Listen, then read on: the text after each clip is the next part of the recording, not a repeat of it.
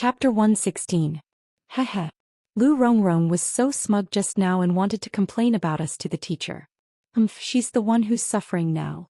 She's asking for trouble and reaping what she sowed. Chin Sini snickered happily and gave Yun Jian a thumbs up. My Jian Jian is the best. Yun Jian squinted and returned a smile. Looking at the lively and adorable Chin Sini, she was reminded of Lu Fian, who was still in Xinjiang town. Lu Fian was the first friend who treated her sincerely since her rebirth. She wondered if Lu Fian was doing well in Xinjiang town now. There was also the basketball team. They would meet again a year later. A week passed quickly. Yun Jian slept in class now. Due to her excellent results, the teachers did not bother with her. Perhaps when she had just been reborn a few days ago, she listened to the teacher in class without being distracted. Now, however, she could no longer listen attentively in class if she had to face the questions that she already knew with a youthful and hot-blooded attitude. When she returned home on Friday, Zhang Xiaofeng did not forget to remind Yun Jian, "Master, let's meet at the foot of Longtu Mountain tomorrow night. Remember, it's 6 in the evening. Don't be late." 6 o'clock was the start of the tournament. Yun Jian nodded and left the school gate with a backpack slung over her shoulder. He was not going home. Instead, she was going for a walk in Longmen City's suburbs. The evening sky was beautiful. The rosy clouds that reflected from the horizon cast a dim yellow hue over the land, like a girl who covered her face shyly, barely visible. Longmen City was a coastal city, and its city was the closest to the sea. Walking past the rows of downtown, Yun Jian came to a tranquil shore. There was no beach here, but the waves that crashed on the shore gave her a sense of tranquility that came from the bottom of her heart. Yun Jian sat down along the shore and looked up at the yellow sky, deep in thought. Life was so good now. She was carefree and did not have to worry about being assassinated or facing the pressure of death at any moment. She did not know how long such peaceful days could last. But she knew that from tomorrow onwards there would be another battle. The challenge tournament would be her new starting point in this circle. Smelling the warm and comfortable light of the evening, Yun Jian sat in the same place. She raised her hand and stretched with a faint smile on her face. Suddenly, a fair and flawless hand grasped Yun Jian's wrist. Yun Jian was stunned. Someone was actually able to get close to her without her noticing? She glanced over and saw Si Yi's sword-like eyebrows, starry eyes and flawless cheeks. "Why are you here?" Yun Jian wanted to pull her wrist back from Si Yi's warm hand, but she realized that his strength was not as strong as hers. "Guess." Si Yi's clear voice came out from his thin lips. He moved closer to Yun Jian and his exquisite face was even closer to hers. His breath was almost on Yun Jian's face. Si Yi's large hand was still tightly grasping Yun Jian's small hand. Yun Jian's body shrank back. She had never been so intimate with a man before. She leaned back and tried even harder to break free. Si Yi's large hand held onto her wrist firmly, causing Yun Jian to frown slightly. "Let go first." Yun Jian used her other hand to push his large hand away. "No." Si Yi tightened his grip. Yun Jian's small hand was very smooth and delicate. It was even better than the tender skin of a newborn baby. Yun Jian pursed her red lips. She used her other hand to hit Si Yi's head in an attempt to free his hand. However, Si did not let go. He held onto her wrist and tilted his head to the side to avoid her. At the same time, Yun Jian stretched out her leg to kick Si Yi's leg. However, Yun Jian did not expect that Si Yi would not let go. Instead, he pulled her into his embrace and the two of them rolled around the edge of the cliff. When they stopped, Si Yi had one hand on Yun Jian's wrist and the other hand on Yun Jian's chest to guard against Yun Jian's attack. At this moment, it just so happened to be on Yun Jian's chest. On her chest. The two of them were also in a position where one of them was on top of the other. Neither of them had expected this to happen. Chapter 117. It was obvious that Si Yi did not expect things to turn out this way. His earlobes flushed at the corners of his handsome face. Yun Jian's body had developed very well. Although she was only 15 years old, her twin peaks were already slender and elegant. He could clearly feel the softness of the young girl's ample bosom. Yun Jian's red lips widened. While Si Yi was still in a daze, she smoothly pushed him away and stood up. Her heart skipped a beat, and an unknown feeling spread through her body. Yun Jian stood up and walked away. Having lived 2 lives, she was fearless in battle and could kill without being noticed.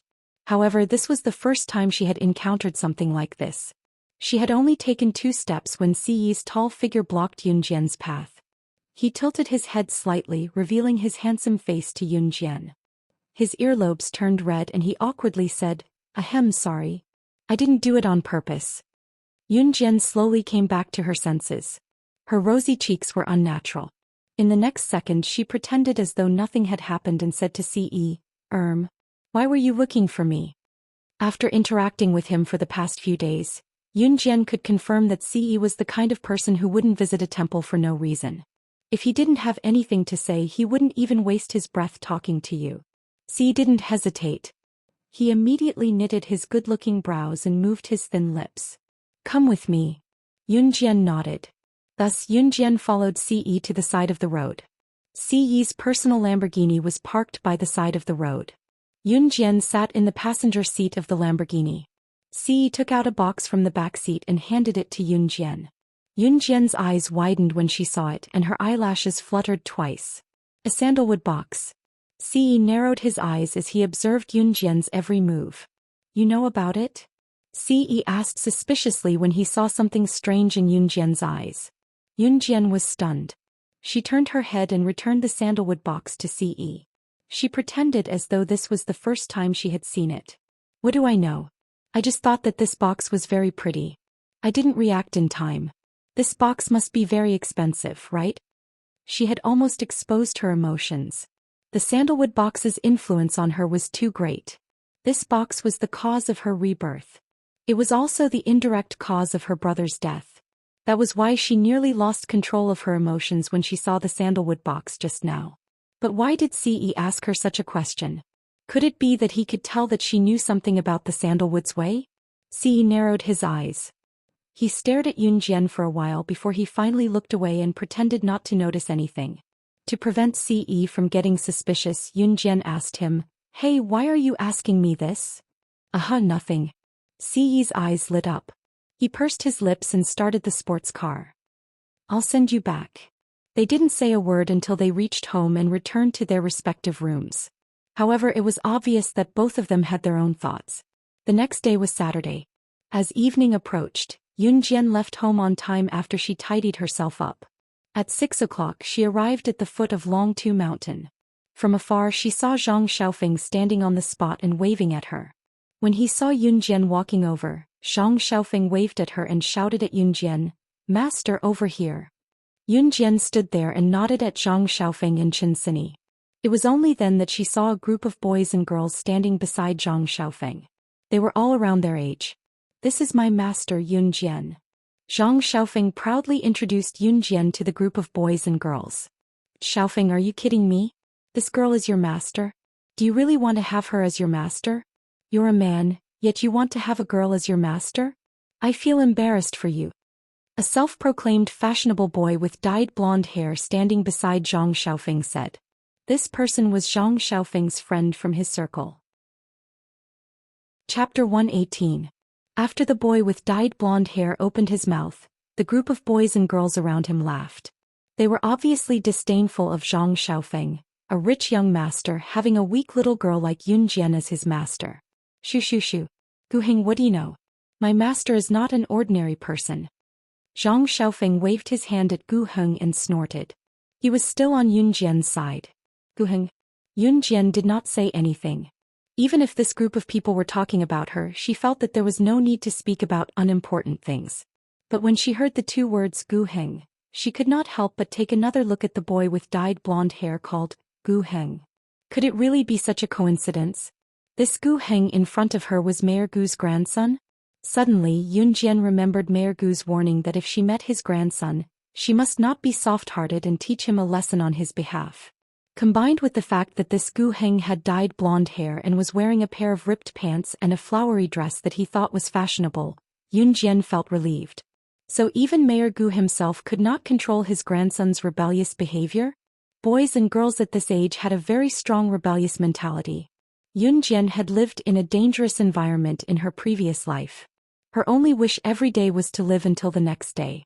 In that kind of environment she had never experienced the rebellious period that normal children should have. Your master is not a normal person. How could she be different?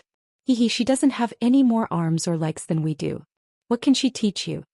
Gu Heng did not have any bad intentions. He just wanted to show off in front of the girls and show off his power. When Zhang Xiaofeng heard Gu Heng slandering his master, he immediately went against his brother, Gu Heng. The two of them clicked their tongues and only stopped arguing when it was almost time for the competition to start. The group of people rushed up the mountain noisily. As they rushed up the mountain, they could still hear Gu Heng's arrogant voice. My grandpa has some connections with Longmen City's mafia boss. I heard that the mafia boss has sent a very young woman to fight against a foreigner who almost made it into the international tournament tonight. Tonight's tournament will be very exciting. Gu Heng was at the front of the group, talking incessantly along the way. This group of boys and girls just happened to like listening to him talk about these things, and all of them listen with great interest. A very young woman fighting such a skilled foreigner. Doesn't that mean our mafia boss of Longmen City will lose for sure? A girl asked timidly. Hearing that someone had agreed with him, Gu Heng became even more pleased with himself. He spread the news that he had heard through the grapevine with a sense of superiority. It was as if he was the organizer and witness of this competition. Yun Jian, on the other hand, was slowly walking up the mountain side by side with Zhang Xiaofeng and Qin Sini. Gu Heng and the rest did not know that snake lizard who was supposed to fight the foreigner who was rumored to be very skilled, had already left. The one who replaced her was Yun Jian. However, Yun Jian did not feel anything when she heard Gu Heng and the rest's chatter. She merely followed the group quietly and came to the mountainside of Longmen Mountain. We're here. It's here. Zhang Xiaofeng could not help shouting excitedly. Right in front of them, a circular building that looked like a huge football field came into view. Chapter 119. The only arena in Longmen City so far was set up here. Why was Longmen City's Longtu Mountain famous? This huge arena must have played a huge role. People who came to Longtu Mountain to train their bodies would definitely come to the arena to take a look and rest for a while at the mountainside. Of course, Longtu Mountain's scenery was beautiful and had a hint of nature to it.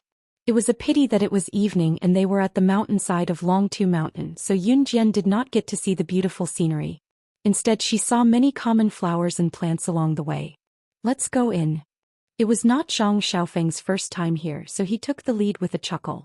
Boys like Zhang Xiaofeng who paid special attention to fights often came to watch the arena matches. When they came to watch the matches, they did not forget to call the girls over. His purpose was naturally to show off in front of the girls and say a few professional words to show that he was knowledgeable. As expected, Yun Jian could hear Gu Heng's bragging and the girls' admiring voices along the way. Yun Jian merely rolled her eyes and smiled helplessly. There was a group of men standing at the entrance of the arena today, all of them dressed in black and looking solemn. This group of people gave off the feeling of gangsters in movies, making people shudder at the sight of them. Zhang Xiaofeng led the way to the arena, but he was stopped before he could enter. Everyone knew that today's challenge tournament was actually a bet between a mafia boss and a foreigner. Therefore, not just anyone could come and watch the battle.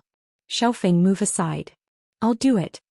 Gu Heng finally had some practical use now. He walked up and looked at the group of men in front of him with heavy expressions. He swallowed a few mouthfuls of saliva and gave them a sideways glance. In an instant he regained his arrogance and said to them, I'm Mayor Gu's grandson. We're here to watch today's tournament. At Gu Heng's words, the wild-looking man in front of him stepped aside. The group entered the arena smoothly. Gu Heng breathed a sigh of relief and felt smug again. Wow, Gu Heng, you're amazing. You can even bring us in. I thought we wouldn't be able to come in. The girls began to boast about Gu Heng again. It made Gu Heng feel smug again. Jian Jian, let's sit over there. Qin Sini held Yun Jian's hand and walked to an empty spectator stand. There were not many people on the spectator stand at the arena. There were people blocking the entrance. The bet today was not for ordinary people but for the mafia boss and a foreigner, so ordinary people could not enter. There was no lack of spectator stands, of course. Yun Jian and Qin Sini sat on the spectator stand. On the other side, Gu Heng was still busy bragging. He's a person. A mafia boss's man. Calm. Host. Oh, that's amazing. The crowd gasped again when they heard that. At that moment, the crowd saw the beautiful silhouette who was sitting next to Qin Sini on the spectator stand suddenly walk down the spectator stand. She walked straight to the middle-aged man whom they were talking about, the man whom the mafia boss valued the most. Hey, why is she going to that person? Does she know the mafia boss's underling? Chapter 120. Before Snake Lizard left, she said goodbye to Su Zetian. She directly asked Yun Jian to replace her in tonight's challenge tournament. When Su Zetian first heard the news, he was completely stunned, but in the end he acquiesced. After all, he had no right to refuse the decision made by the Kosha mercenaries' superiors. It was already good enough that the superiors sent someone to help him. Thinking about it from another angle, what if this thin and weak girl really had the ability to win for him? After all, the people sent by the Kosha mercenaries were not to be underestimated. Their strength was extraordinary. Yun Jian had met Su Zetian's subordinate before, so he naturally recognized her. Su Zetian's subordinate was called Duan Lei. Duan Lei was tall and strong with a strong physique. He was the second in command of Su Zetian's Dragon Head gang. Miss Yun. Duan Lei respectfully greeted Yun Jian the moment he saw her. Although Yun Jian was very young, Duan Lei was still very respectful to her. After all, if Yun Jian dared to participate in today's challenge tournament, it meant that she definitely had some skills. Yun Jian nodded indifferently, then said to Duan Lei in a low voice, "I'm with my friend. I'll come over when the challenge tournament starts." After that, Yun Jian turned and walked away. She only came over to greet him and tell him that she had arrived. On the other side, Gu Heng and the others looked at Yun Jian in surprise. They didn't hear the conversation between Yun Jian and Duan Lei, but even though they were far away, it wasn't difficult to see that Duan Lei was very respectful to Yun Jian. "You know him? He's the underworld boss's underling." Gu Heng took over everyone's confusion and asked with a sideways glance. Yun Jian pursed her red lips and smiled without saying anything. She walked past the group of unreasonable people and walked towards Chin Sini. "Tee, why is this girl acting so mysterious? Does she really think that she's a powerful person? Does she think that she's more powerful than the underworld boss? What kind of person is this?" When a girl saw that Yun Jian had ignored Gu Heng and walked away, she couldn't help but shout loudly in order to flatter Gu Heng. She was secretly criticizing Yun Jian in her heart. When this girl was criticizing Yun Jian, her voice was especially loud, as if she was afraid that Yun Jian couldn't hear her. This shout was so loud that even Duan Lei, who was standing far away, could hear it. He couldn't help but frown, but he didn't say anything. The girl muttered a few words about Yun Jian, but when she saw that Yun Jian was too lazy to pay attention to her, she stopped talking. Yun Jian had already returned to the seat between Chin Sini and Zhang Xiaofeng and smiled at them. Gu Heng and the others also found a place to sit down, their faces brimming with youthful passion. It was obvious that today's challenge match was something that they were looking forward to, longing for, or even yearning for. After waiting for a long time, Yun Jian finally saw Duan Lei waving at her from afar. Understanding that the match was about to begin, she turned to Chin Sini and said, "I'm going to the washroom." She did not say that she was going up to fight. Although Chin Sini and the others would find out about it sooner or later, they would not believe her if she said it now. She might as well let them see it for themselves. The match is about to start. Jian, go quickly. Oh right, do you know where the washroom is? Do you want me to bring you there? Chin Sini offered kindly. No need. Yun Jian shook her head with a grin, bearing a row of neat and pearly white teeth. She then hopped down from the spectator stand that wasn't too high and went around the ring to the backstage after a few steps. Chapter 121. As expected, the match began a few minutes later. Chin Sini and Zhang Xiaofeng looked anxious. Both of them were wondering why Yun Jian had not returned after going to the washroom for so long. The match was about to begin. At this moment, a tall and sturdy man walked out from the back of the arena. This man was bare-chested, and his broad shoulders and muscular arms seemed to be overbearing and powerful. He was at least 1.9 meters tall. If an ordinary person were to stand next to this man, it would be the difference between a giant and a dwarf. This man was one of the protagonists of the match, the foreigner who had made a bet with Su Zetian. His name was Shiniji. Shiniji was from Country Y and was also a boxer in the country's national team. He was so strong that he almost made it into the international tournament. Of course it was almost. Even so, someone like Shiniji could cause a stir in Longmen City even if he almost made it into the international tournament. Therefore when Shiniji entered the ring the crowd was in an uproar. Everyone knew that it was a young woman who was representing Country Z to fight Shiniji today. Looking at Shiniji's physique, did Country Z still have a chance of winning? Unless the woman was even more muscular than Shiniji. Not only did the crowd think so, even Zhang Xiaofeng, Gu Heng and the rest thought so. Master, why did she go to the washroom for so long? Such an exciting match is about to begin. Cinny, why don't you go to the washroom and look for her? Zhang Xiaofeng turned to Qin Cinny looking anxious. In spite of it, Zhang Xiaofeng saw Qin Cinny looking at the ring with exaggerated shock. All of a sudden the surroundings fell silent. It was as if the sound was cut off midway. The place was so quiet that one could hear the sound of a pin dropping to the ground. Zhang Xiaofeng frowned suspiciously as he followed Qin Cinny's gaze to the ring.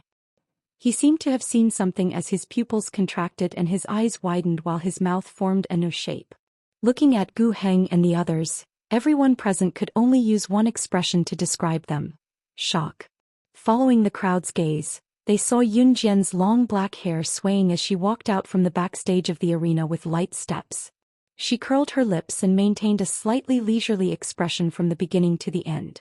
After a moment of dead silence, the atmosphere reached its climax. Oh my God! It was a little girl. Could it be that the person who's going to fight with that foreigner is just a little girl? Oh my God, did I see it wrong? The mafia boss actually let a little girl fight with a foreigner. Isn't he afraid of losing the bet? Look at the difference in height between the little girl and the foreigner. Do we really have a chance of winning this match? After a moment of silence, a storm of chatter resounded throughout the hall. Zhang Xiaofeng stood up from his seat in shock. He pointed at the girl with a faint smile on her face on the stage and gulped. He said in a half-surprised and half-delighted manner, "It's Master. It's Master. Could she be the woman Gu Heng was talking about who's going to fight with that foreigner tonight?" Zhang Xiaofeng had mixed feelings at that moment. He was worried for Yun Jian, but at the same time he felt a deep sense of pride because he was Yun Jian's disciple. In contrast, Gu Heng and the others looked like they had been constipated for a few days. Their faces were dark. Looking at the girl with a faint smile on her face on the stage, Gu Heng gulped again. So all the bragging that he had done to the crowd just now was like showing off in front of a big shot? In the arena, Shiniji looked at Yun Jian's appearance. He put away the same shock in his heart and looked at Yun Jian with disdain. He then mocked Yun Jian in broken Chinese. "Is there no one else in Country Z? How dare you let a little girl fight with me? How can a girl with skinny arms and legs like her fight in the arena? Suzetian is playing with me." Shiniji's arrogant and egotistical tone spread throughout the hall. Seeing this, everyone present was filled with anger as they looked at Shiniji. Any native would lose their cool in the face of a foreigner's mockery. Chapter 122. Yun Jian's verbal rebuttal to Shiniji made the audience cheer for Yun Jian. Even if Yun Jian could not win today's match, at least she represented everyone and used her words to rebuke Shiniji. This resentment was returned to Shiniji, who had looked down on the Z's people. Of course, with Shiniji's achievements and the advantage of his burly physique, the audience did not think that Yun Jian would win. "Little girl, you've successfully angered me." Shiniji flew into a rage out of humiliation and said furiously. Then he stuck out his middle finger and pointed it at Yun Jian. His scornful, arrogant and slightly provocative tone sent chills down everyone's spine. Shiniji looked at Yun Jian and said angrily, "Little girl, since you insist on fighting in this ring, I, Shiniji, will make sure you come in standing and go down lying down." He was definitely not speaking empty words. When the audience heard Shiniji's words, they could not help but shiver. The underground black market's arena matches were very cruel. No official referee would say something like stopping when it came to a fight. When two people fought in the arena, as long as they did not die, were seriously injured or even completely paralyzed, no one would care. Even if the other party was really beaten to death, as long as the person had connections with the higher-ups, they could still get one foot in the police station and the other out of the police station. Who was Shiniji? He was a member of Country-Y's national arena team and someone who almost made it to the international arena. He was definitely capable. His sturdy muscles were not just for show. Yun Jian, on the other hand, had thin arms, a thin waist and thin legs. She was only about 1.6 meters tall and could not even be compared to Shiniji, who was 1.9 meters tall. To put it simply, Shiniji could probably crush a handful of Yunjian with one hand. Obviously, Shiniji's words were meant to severely injure Yunjian during the match. After Zhang Xiaofeng and Qin Sini heard Shiniji's words, they started to worry about Yunjian. They quickly accepted that Yunjian was the person who was going to fight with Shiniji today, but they did not expect Yunjian to win. After all, the difference in strength was obvious. However, Zhang Xiaofeng still gathered a few people to cheer for Yunjian. Among them, Zhang Xiaofeng was the most enthusiastic. His hoarse shout spread throughout the arena. Master go! Master go! Yunjian win! Yunjian win! After Shiniji said those harsh words to Yunjian, Yunjian heard Zhang Xiaofeng's hoarse shout. Yunjian pursed her lips. She did not look at Zhang Xiaofeng and the others. Instead, she looked at Shiniji and stuck out her little finger at him. She smiled contemptuously and said, "I'll return the same words to you. Once you're in this arena, you'll have to leave lying down." This little girl was so frivolous. At that moment, this thought appeared in everyone's minds. Shiniji was frivolous because of his achievements. However, why was Yunjian so frivolous? Pfft. Shiniji sneered at Yunjian and said, "Then come on." The person who was hosting today's match was Duanlei. However, even Duanlei had to re-evaluate Yunjian. He felt that this girl was not ordinary. However, he could not pinpoint exactly what was so special about her. There's no need to announce the start of the match. Just go up and finish it quickly. I'm always ready to deal with you. Yunjian crossed her arms and looked at Shiniji with raised eyebrows. Her words made Shiniji so angry that he almost stomped his feet. Chapter 123. Good. I hope you can leave this place alive. Shiniji snorted in a strange tone. He clenched his fists and his knuckles cracked. Everyone who heard the sound couldn't help but shudder. On the second floor of the arena, in the VIP seats, Su Zetian frowned as he looked at the confident girl in the arena. This match was very important to him. That was why he asked the kosher mercenaries for help.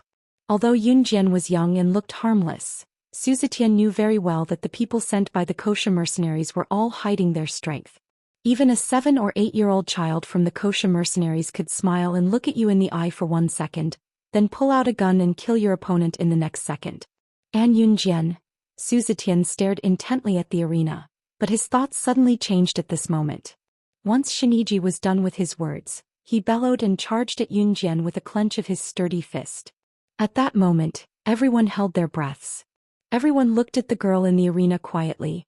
Yunjian stood on the spot, narrowed her eyes and didn't move. Shiniji used all his strength in this punch. If this punch landed on Yunjian, if she was really an ordinary girl, this punch would either kill or seriously injure her.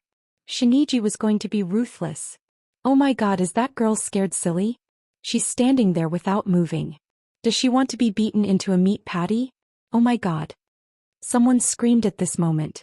Everyone was already imagining the scene of Yunjian being sent flying by Shiniji's punch. Some of the more timid girls closed their eyes in fear, not daring to see what would happen next. Yunjian's grim voice sounded in their ears, "You're dead meat." Yunjian's eyes suddenly changed and a faint smile spread from her lips. She said this to Shiniji indifferently. Shiniji's heart skipped a beat.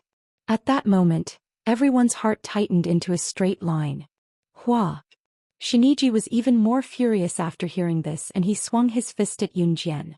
But a shocking scene suddenly appeared in front of everyone's eyes. Yunjian, who had been standing still, dodged Shiniji's punch at a speed that couldn't be seen with the naked eye. Shiniji didn't think that Yunjian could dodge his attack at lightning speed, and he was stunned for a few seconds. It was these few seconds that became Shiniji's weak point. On the battlefield, a moment of stupor was fatal. Yunjian appeared behind Shiniji and punched him in the ribs in the back. Ah! Immense pain spread through his entire body, and Shiniji fell to the ground with a bang, letting out a heart-wrenching howl. Victory and defeat had been decided in one move. She defeated Shiniji in just a few seconds and a single move. She defeated Shiniji, an expert who almost made it to the International Challenge Tournament. At that moment, Zhang Xiaofeng, Qin Sini and Gu Heng were all stunned. Even Su Zetian, who was sitting in the VIP seats, was stunned. Shiniji, a fighter from Country Y who was rumored to be great and who almost made it into the international arena, could not even last a single move from Yunjian. Was this Yunjian's strength? Shiniji, whose ribs were broken, widened his eyes. He couldn't accept it. He couldn't accept it. This little girl defeated him with one move? That was impossible. She had defeated him. His reputation would be ruined from now on.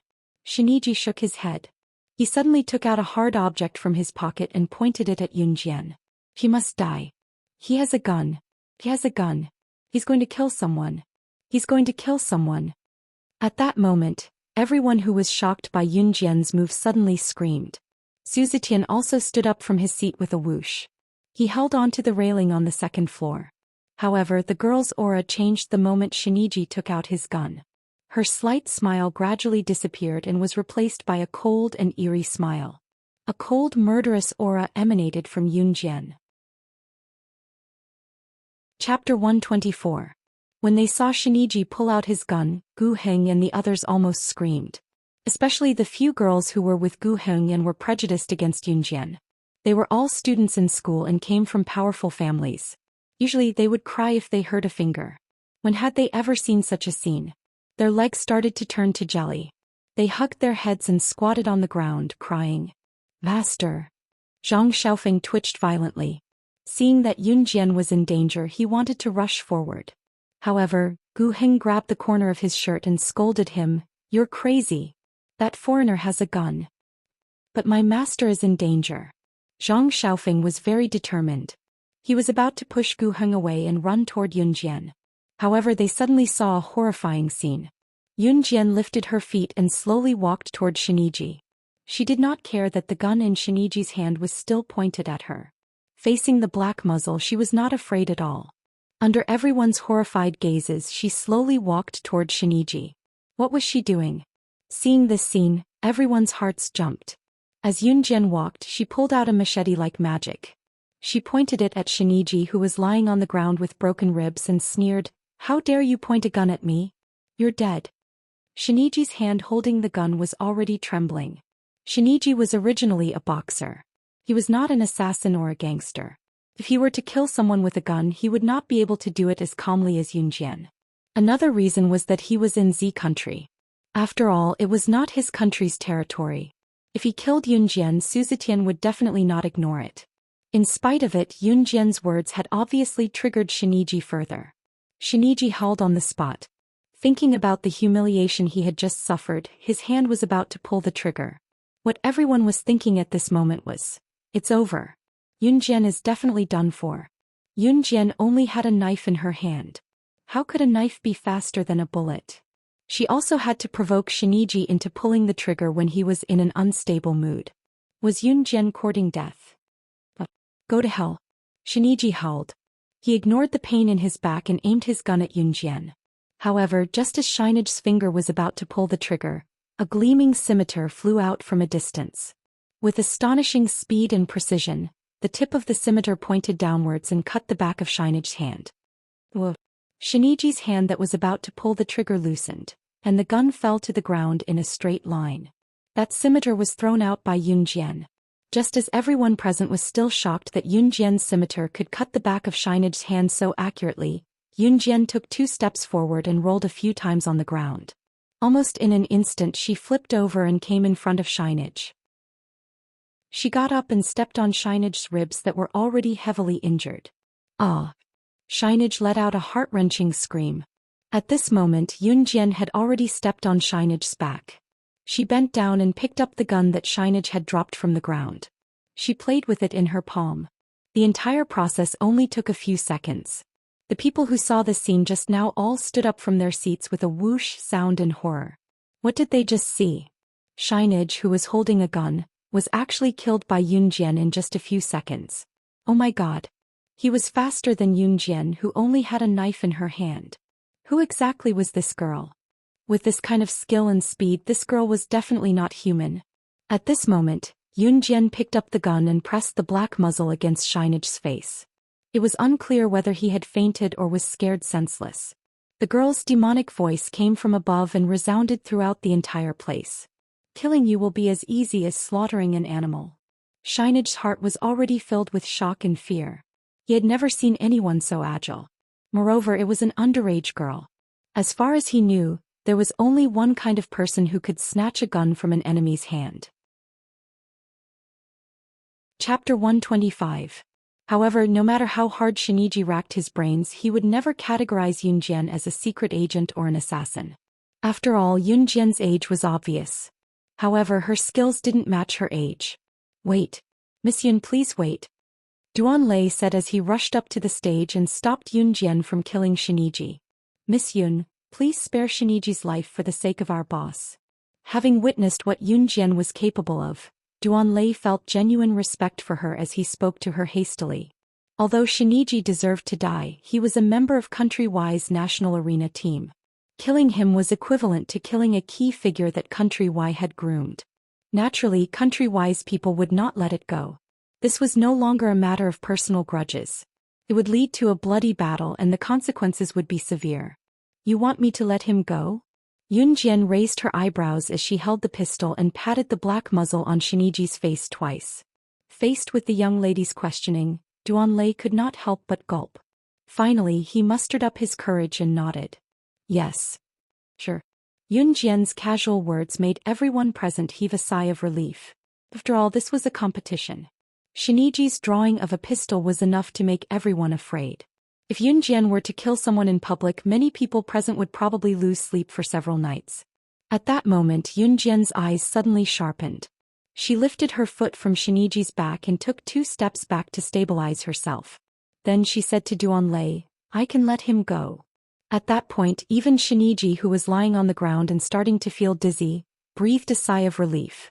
The one thing he regretted the most was underestimating Yunjian. Don't mess with her. But his hand, I want it. Yunjian's casual words were suddenly heard in the next second. What followed was the crisp sound of a gunshot. Bang! Bang! The gunshot sounded and the gun fell. 2 bullets pierced through Shiniji's wrist and into his bone marrow. Shiniji howled in pain. When the bullet entered his hand, it was as if it had penetrated a piece of wood, piercing his liver and spleen. The screams came from the spectators' seats. Spear. Yunjian actually fired the gun. Compared to some timid girls, Zhang Xiaofeng and the others were full of passion. Although they were also afraid, they couldn't help but admire Yunjian from the bottom of their hearts. Everyone present had seen Shiniji's previous attitude. Shiniji had not only ridiculed Yunjian, but more importantly, he had ridiculed Country Z. He had ridiculed their country. Just based on this point alone, even if Shiniji died 10,000 times, it wouldn't be enough to appease the hatred in their hearts. Looking at his wrists that were shot by the pistol, Shiniji fainted. Yunjian's 2 shots not only crushed Shiniji's dignity, but also ended his career as a boxer. Because Shiniji's meridians were broken, it was equivalent to his hands being crippled. The most basic requirement for a boxer was to have a pair of strong hands. After Yunjian fired the shot, she threw the pistol to Duan Lei and said, Tell your boss that I've won the match. After she finished speaking, she turned around and walked out of the ring. Duan Lei hurriedly caught the pistol that Yunjian had thrown to him. He swallowed his saliva and turned around to clean up the mess. Seeing that the match had ended, the protagonist Yunjian also walked out. Zhang Xiaofeng and the others hurriedly ran out after her. Chapter 126. Before Yunjian could step out of the arena, Zhang Xiaofeng's urgent voice came from behind her. Master, wait for us. She turned around and looked up at them with a faint smile. The arena is over. It's dark now. It's time to go home. Zhang Xiaofeng and the rest who were running up behind her could not help but be speechless. They muttered in their hearts, Shouldn't you explain something? Master, what happened just now? Why did you fight with that foreigner? Also, your posture just now was so cool. By the way, how did you throw the knife out just now? That move was so powerful. It was like a living version of Xiao Li's flying knife. Zhang Xiaofeng's words were fired like a machine gun. Stop, Yunjian ordered. This voice shut Zhang Xiaofeng up on the spot. He did not say anything else. How am I supposed to answer you with so many questions at once? Yunjian raised her beautiful eyebrows and smiled shyly like a young girl. At this moment, Yunjian seemed to have turned into a fresh and beautiful young girl. It was as if the young girl who was dismissive of Shiniji just now did not exist at all. Then we'll answer them one by one. Master, why were you the one who fought with that foreigner just now? Also, why didn't you tell us this earlier? Zhang Xiaofeng asked the question that everyone wanted to know. Pairs of black eyes stared at Yun Jian in unison. Yun Jian pursed her lips and finally opened her mouth. She reached out and snapped her fingers in the air.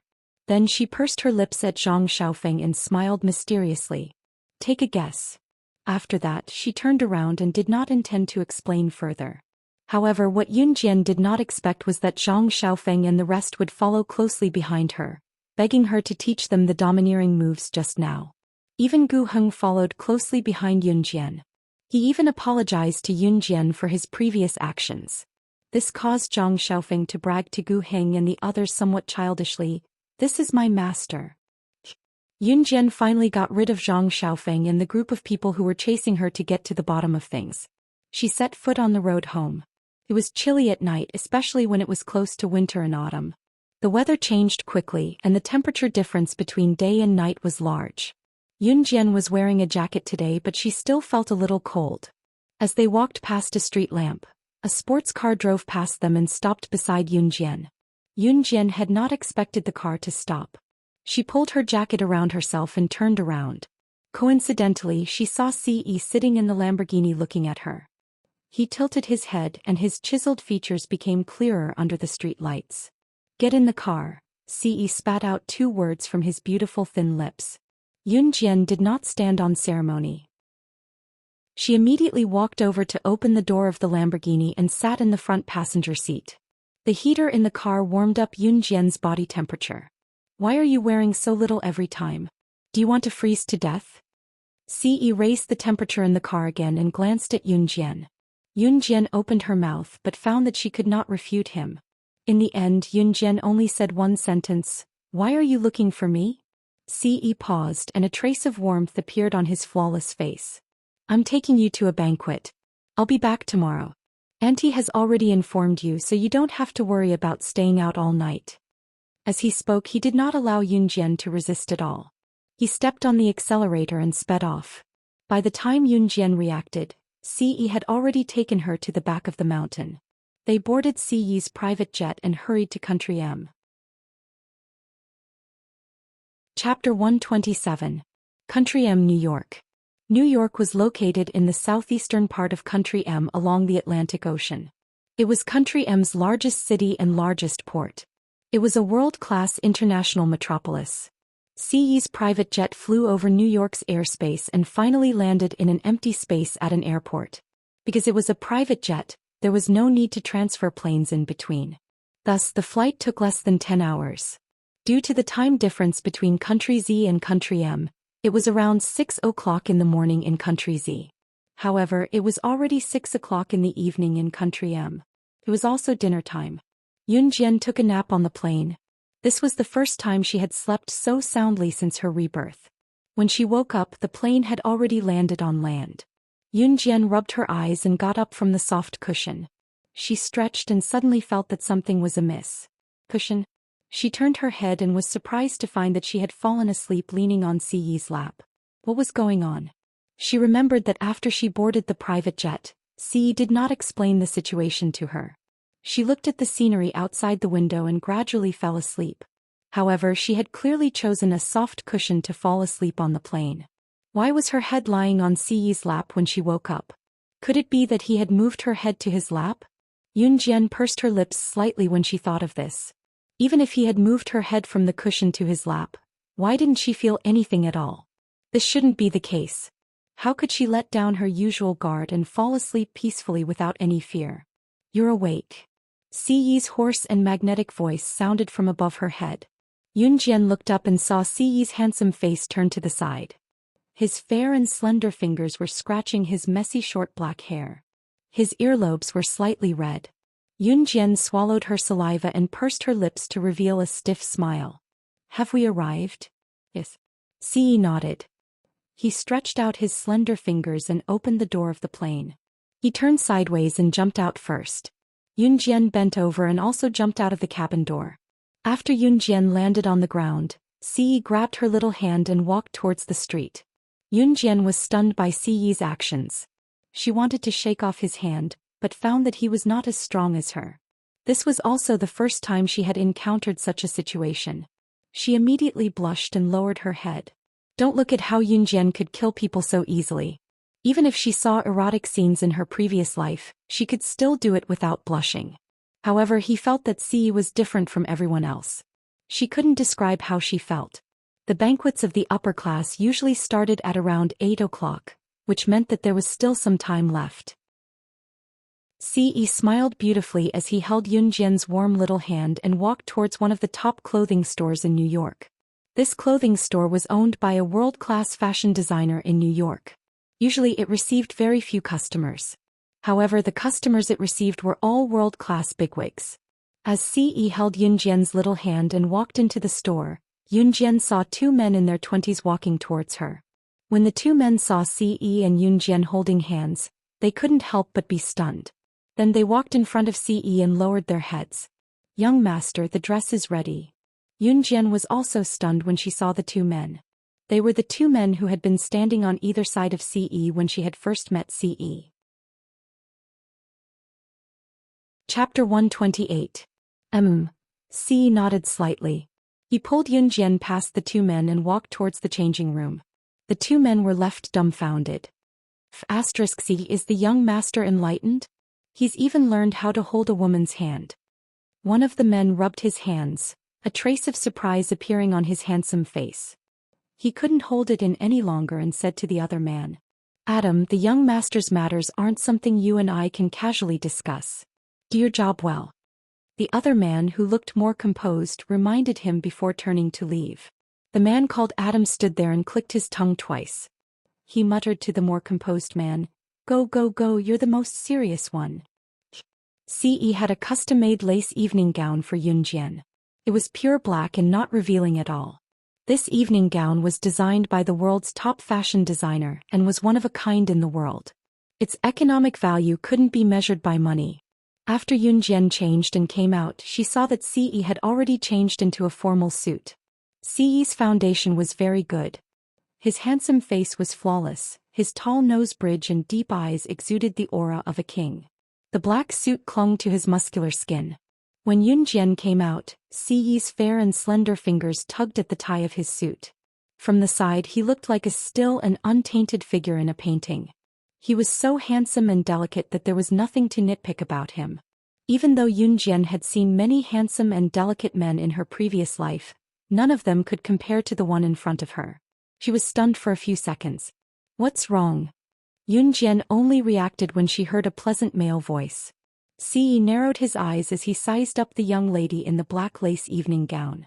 Every time he met Yunjian's eyes, he would suppress his distant feelings towards women and wanted to take a step closer to her. When he first discovered this, even he couldn't believe it. He knew himself very well.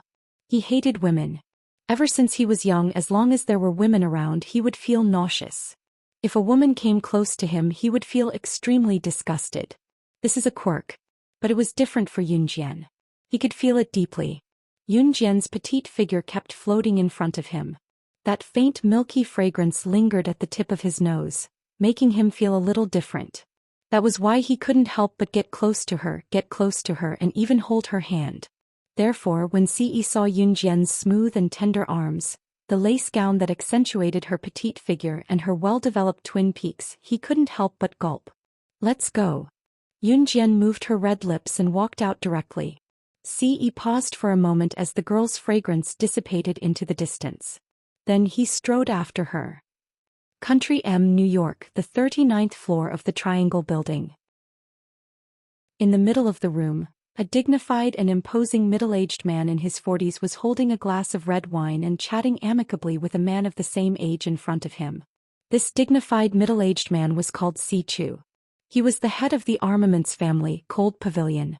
Without a doubt, he was also Si Yi's biological father. At this moment, Si Chu was chatting happily with the middle-aged man opposite him. Chapter 129. Si Chu followed the middle-aged man's gaze and saw a 17 or 18-year-old girl standing there. She was pretty and had an outstanding temperament among the group. Of course, as the leader of the arms family, Si Chu did not care about the appearance of his future daughter-in-law. He cared about the marriage between the big families and the friendly relationship between the big families. He nodded at the middle-aged man and praised hypocritically, "Old Sure, your daughter is not bad. She has a good temperament." This was Si Chu's highest compliment. He patted the man's shoulder as he spoke. Sure Ichuan's face lit up. He moved closer to Si Chu and smiled. "Then about the marriage between Ce and my daughter. Of course it's a done deal." Si Chu replied with a laugh and an absolute tone. Sure Ichuan smiled and lowered his voice to ask Si Chu, "Then, does Ce agree to this marriage? How can he not agree to this kind of thing? I'm his father. Can't I make the decision for such a small matter?" Speaking of this, Si Chu suddenly felt as if he had been hit on the trigger point. He said angrily. Speaking of his son, he really could not control him. However, he would never lower his head in front of outsiders. Naturally, he had to put on a, "I'm the father, I make the decision" attitude. Hearing Si Chu's affirmative tone, Sure Ichuan seemed to be relieved. At this moment, a man walked over and whispered in Si Chu's ear. Si Chu immediately reacted and moved his old face closer to Sure Ichuan. He smiled and said, "My son is here. Hurry up and ask your daughter to come over. Let the two of them meet." Sure Ichuan was happy when he heard this. He hurriedly waved at his daughter, Sure Laixiang. Sure Laixiang had been waiting there for a long time. When she saw her father waving at her, she hurriedly ran over. Her heart was filled with joy and nervousness like a young girl. She had met Ce a year ago and fell in love with him at first sight. The young man's handsome face kept appearing in her mind and she could not get it out of her mind. Although they were far apart, ever since they met, she swore that she would marry him. On the other hand, the Sure family and the Ce family were both military families, and the two families had a mutual interest.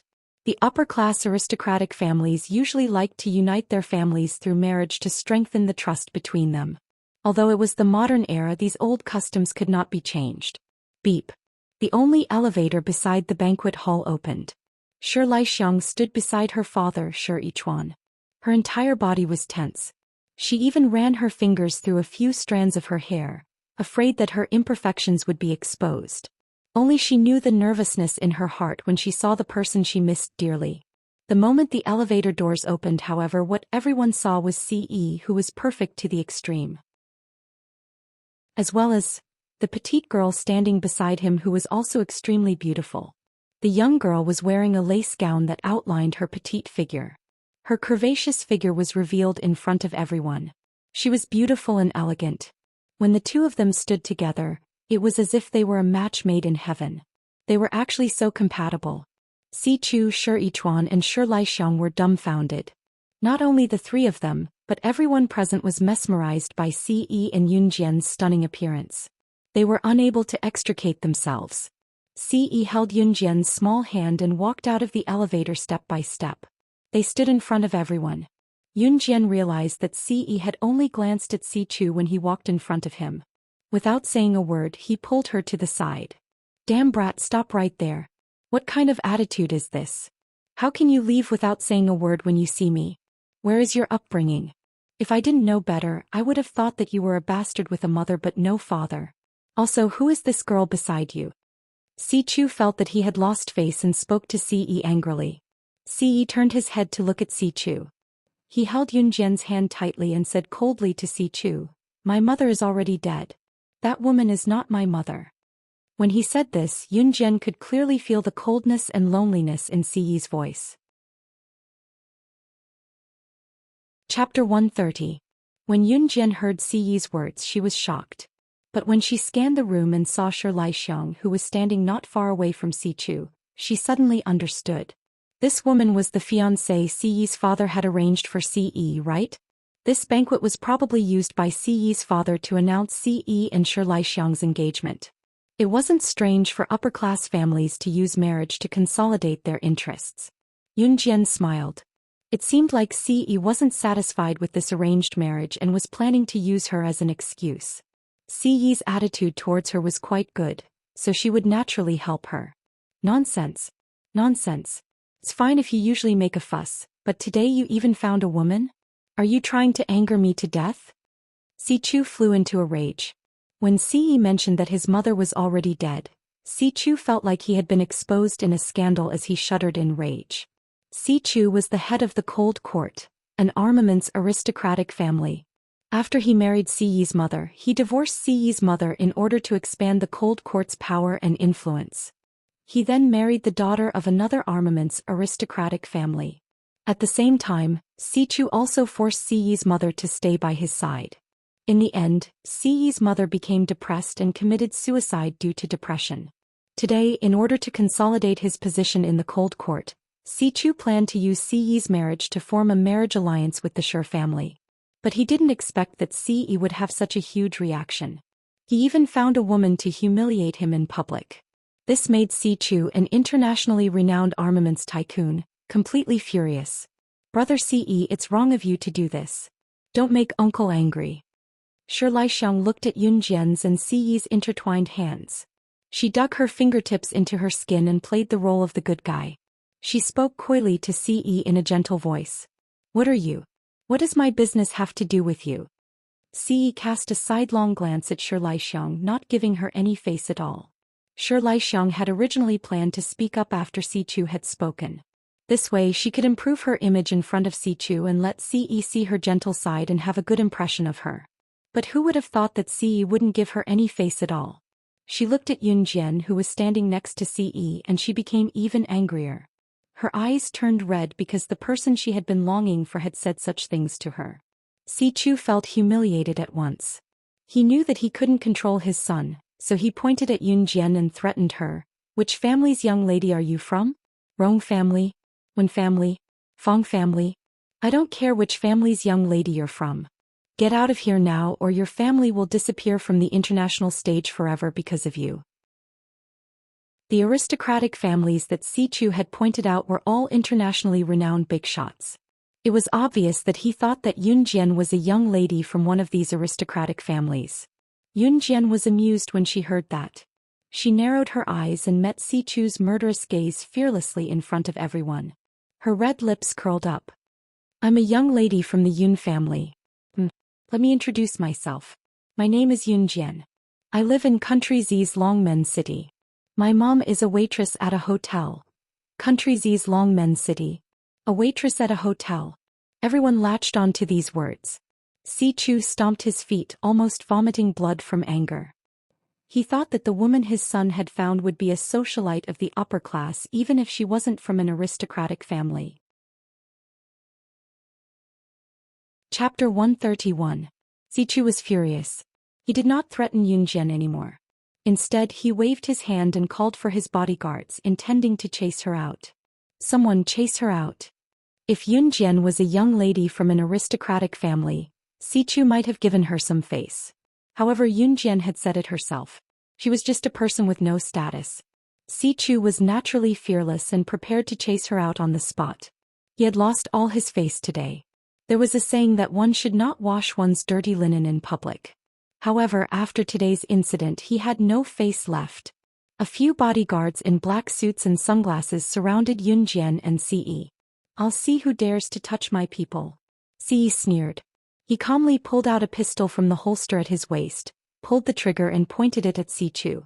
Si Yi had already decided to shed all pretense of cordiality. Ever since Si Yi could remember, he had never acknowledged Si Chu as his father. He had not even called him Dad for so many years. In his impression, this so-called father was the murderer who had directly forced his mother to commit suicide.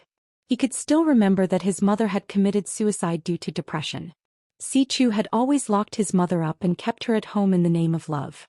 Later, his mother had suffered from depression and was not allowed to seek treatment.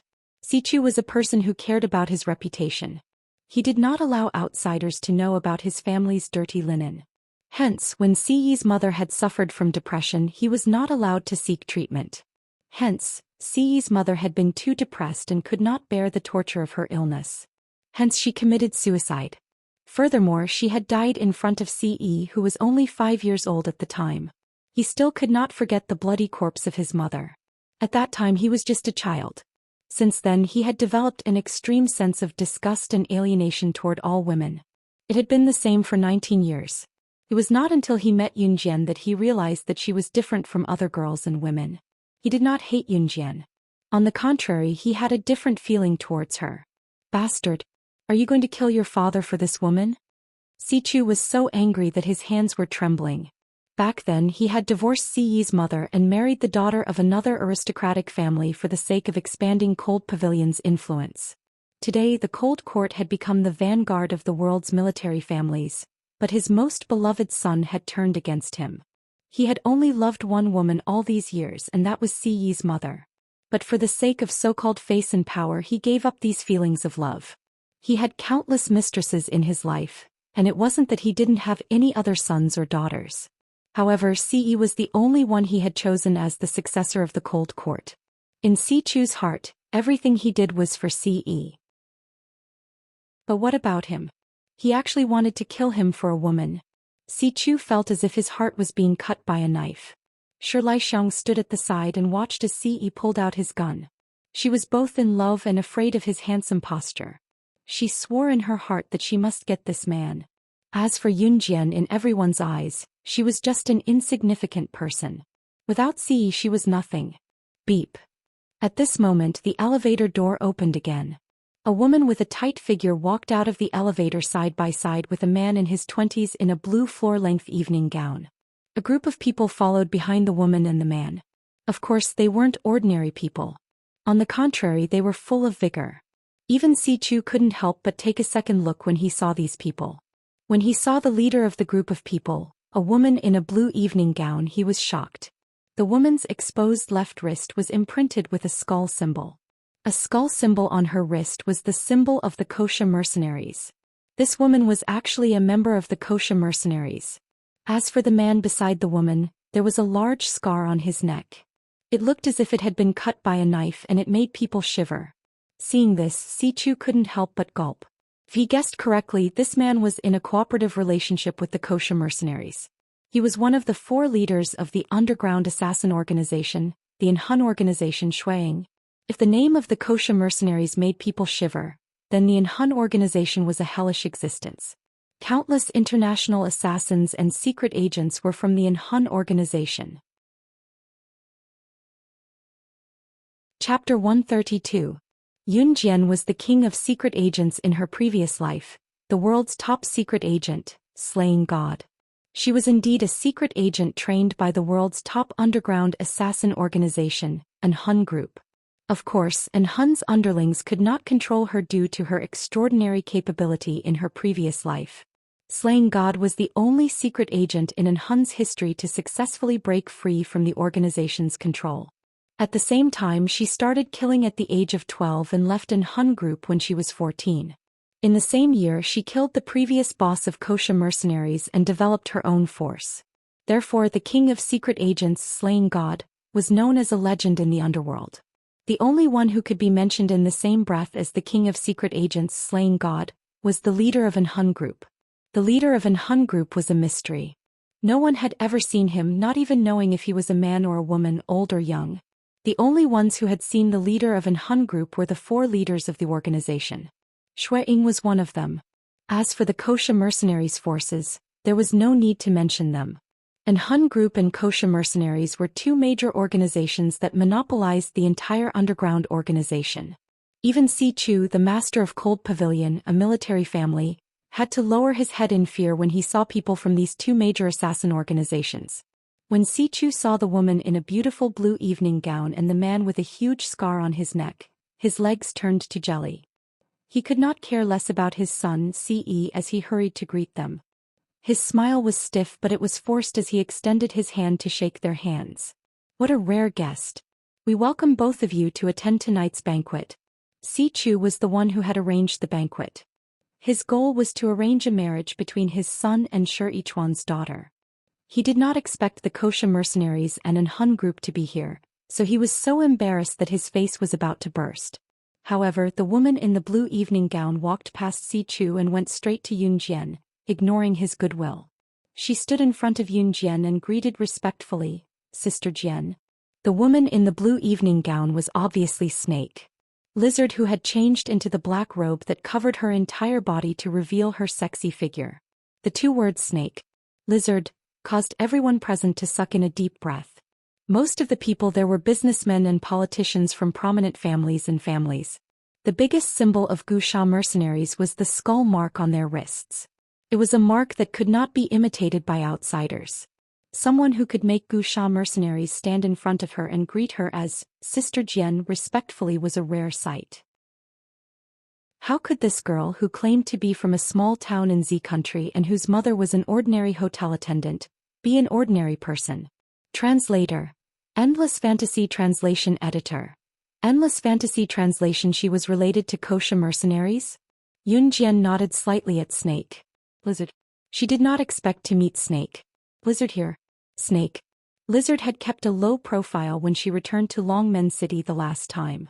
She was dressed very tightly so the skull mark on her wrists was not exposed. Today Snake. Lizard had changed into a blue evening gown. Her enchanting female body was faintly discernible. At the same time, the skull mark on her wrists was also intimidating. The girl in front of him was related to kosher mercenaries? More importantly, the kosher mercenaries who did not even care about Sichu was calling Yun Jian, Sister Jian respectfully. What did this mean? Sichu started to twitch. Shi Laixiang was annoyed when she saw everyone's attention on Yun Jian. Chapter 133. When Shi Laixiang said this, she even shook Shi Yichuan's hand and acted like a spoiled child. However, Shi Laixiang's words attracted everyone's attention. Let the internationally famous assassin organization that kills without blinking an eye be polite? This Shi Laixiang must be stupid. Was she that lucky? Everyone snorted, but in front of Yun Jian and the others, no one dared to say anything for fear of implicating themselves. When Shi Yichuan heard his daughter say this, he was so scared that his legs turned to jelly. He lowered his voice and shouted at Shi Laixiang, Xiang, shut up. Unexpectedly, Shi Laixiang did not notice the change in the atmosphere at all. She shouted even more confidently, Dad, they were in the wrong. They were rude. That's what you've always taught us. We have to be polite. Those who don't have manners are a bunch of lowly and uncultured people. These kinds of people will never be able to show their faces. Shi Laixiang's words were clear and logical. Even she felt that it was reasonable. When Shi Yichuan heard his daughter's words, he was so scared that he almost turned into a puddle of water. Of course, he could tell that his daughter was scolding Yun Jian in a roundabout way. Shi Laixiang, shut your mouth. Shi Yichuan's trembling finger pointed fiercely at his daughter, even roaring out her full name. However, he could not explain it to his daughter now. If they went against the kosher mercenaries, the Shi family would probably be wiped out. Because the kosher mercenaries was an organization made up of international elite assassins, their hands were stained with countless blood. They were so powerful that they were intimidating and terrifying. Simply put, the kosher mercenaries could wipe out the Shi family effortlessly. Dad, you're yelling at me again. Shi Laixiang felt even more wronged. At the same time, she felt even more indignant that Yun Jian had stolen her limelight at the banquet. Yun Jian naturally heard the conversation between Shi Laixiang and Shi Yichuan. She curled her lips and glanced over, but she did not say anything. She did not care about Shi Laixiang's words at all. She had seen many people like Shi Laixiang in her past life. If she killed Shi Laixiang just because of one sentence, then there would be too many people in this world who would want to kill her. Of course, if Shi Laixiang made any further moves, she would definitely make her regret being born. Sichu was so scared that he broke out in cold sweat. It was too late for regrets. He never thought that Yun Jian could make the kosher mercenaries bow down to her. As soon as he thought of what he had just said to Yun Jian and what he was going to do, he felt his hair stand on end. Miss Yun, we were blind just now and said something wrong. I hope you won't take it to heart. Sichu was so scared that he broke out in a cold sweat. His attitude towards Yun Jian had changed completely. Siyi's sword-like eyebrows flashed. He stood beside Yun Jian and smiled at her. He sneered at Sichu's attitude. At the same time, he exchanged glances with Xueying, who was standing not far away. What if I insist on taking it to heart? Yun Jian glanced at Sichu and smiled evilly. It made people's hearts tremble. Sichu's heart thumped and he was sweating profusely. After all, he had been working for many years and had experienced many big situations. He hurriedly smoothed things over and pretended to be calm. Miss Yun's temperament is extraordinary. One look and I can tell that you are a magnanimous person. Of course you won't take it to heart. This sentence made it clear. If Yun Jian took it to heart, then she would appear to be narrow-minded. Yunjian smiled sweetly. She pursed her lips and followed Sichu's words. Of course I won't take it to heart. Pausing for a moment, she curled her lips again. But I'm very unhappy. I want something from you. What is it? Sichu and Shi Yichuan heaved a sigh of relief. Chapter 134. Since when did he become a thing? Si Yi's twinkling eyes narrowed, the corners of his lips curling upwards. However, after hearing Yunjian's words, he felt an inexplicable sense of satisfaction. In contrast to Si Yi, Sichu, Shi Yichuan and Shi Laixiang's faces darkened. Sichu and Shi Yichuan had intended to get close to each other by marrying their children, but after Yunjian's words, both of them turned pale. Shi Laixiang was even paler. When she looked at Yunjian again, she wanted nothing more than to tear her into pieces. Sichu and Shi Yichuan knew that if they became enemies with the kosher mercenaries because of this, both of their families would be removed from the international scene. Shi Yichuan, on the other hand, was afraid that his precious daughter would cause more trouble if he stayed any longer, so he made up a random excuse and left the banquet in a hurry. Since you are truly in love, then I shouldn't break you up. Sichu tried to smooth things over. Today's matter was unexpected, but even so, a sly old fox like Sichu could quickly minimize the impact of this matter on him. Moreover, it was uncertain whether his son, Ce, would still be together with Yunjian when the time came. It wasn't too late to bring up this matter after today. When she heard Sichu say, "Truly in love," Yunjian's eyelids twitched and she blinked. The banquet finally came to an end. Snake. Lizard left the banquet hall to attend to her own matters. Yunjian walked side by side with Si. Suddenly, she reached out and poked Si Yi's arm, winking mischievously as she teased. I even sacrificed my reputation to help you just now. You should at least thank me. Those who knew Yunjian well knew that she didn't joke often. This was a rare occasion when Yunjian was in the mood to joke with Si. I never thank people. Si looked at Yunjian playfully. Suddenly, her eyes became sharp and her deep eyes lit up under the street lights. But he paused and looked at Yunjian from head to toe. You can repay me with your body.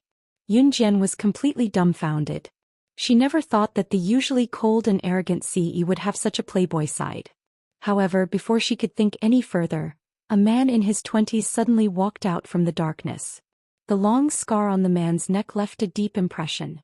The person who came was Shueying. Shueying saw that Yunjian was also here. He paused for a moment but still went up to Ce and said, "Young master." Yunjian was stunned. She knew very well that Shueying was one of the 4 leaders of the Enhun organization. This was because she was an agent trained by the Enhun organization in her previous life. He's one of your men?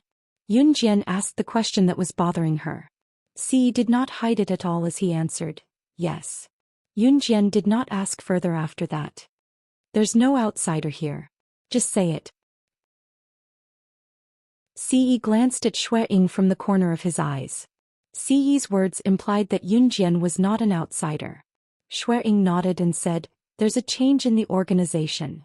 Ce could already tell what had happened from the 5 words. He turned to look at Yunjian, his handsome face tilted slightly to show her an exquisite outline. I have something to do. Looks like I can't go back to Longmen City with you. You go back first. For some reason, when Yunjian heard what he said, it felt like there was something going on between them. Her cheeks heated as she nodded slightly. Ce then sent Yunjian to his private jet considerately before leaving with Shueying. The private jet took off immediately. As they were more familiar with the journey back, it only took them 8 hours to return to Country Z. Chapter 135. At 4 o'clock in the afternoon, Yunjian arrived home on time and carried her bag back to school for the weekend's evening self-study session. When the evening self-study session ended, Chinsini turned around and patted her bulging bag, grinning at Yunjian. Jian, I bet you didn't bring any snacks, did you? It's okay though, haha, I stuffed my bag full. We'll eat together tomorrow. Not only did the scene of Yunjian shooting Shiniji's hand the other day not make Chinsini afraid of distancing herself from her, she was even more affectionate toward her. Yunjian's lips curled into a smile. Master. Before his seat had even warmed up after class, Zhang Xiaofeng rushed to Yunjian's seat and said hot-bloodedly, Master, you must teach me real skills this time. I'm always ready. In fact, Yun Jian had never promised Zhang Xiaofeng to teach him anything. It was Zhang Xiaofeng who was the one asking her for advice. This time, however, Yun Jian did not evade Zhang Xiaofeng's request. Her smile faded and she looked sharp and serious. You really want to learn from me? When Zhang Xiaofeng heard Yun Jian agreeing to his request, he nodded without hesitation. Yes, yes, yes. His reaction was so quick that it was as if he was afraid that Yun Jian would go back on her word. All right, I'll teach you. Yun Jian's eyes shifted, her initial smile gone. Slaying God had never taken in a disciple in her previous life. All this while, Zhang Xiaofeng had been calling her master, but she had never agreed to his request. Today she planned to make an exception.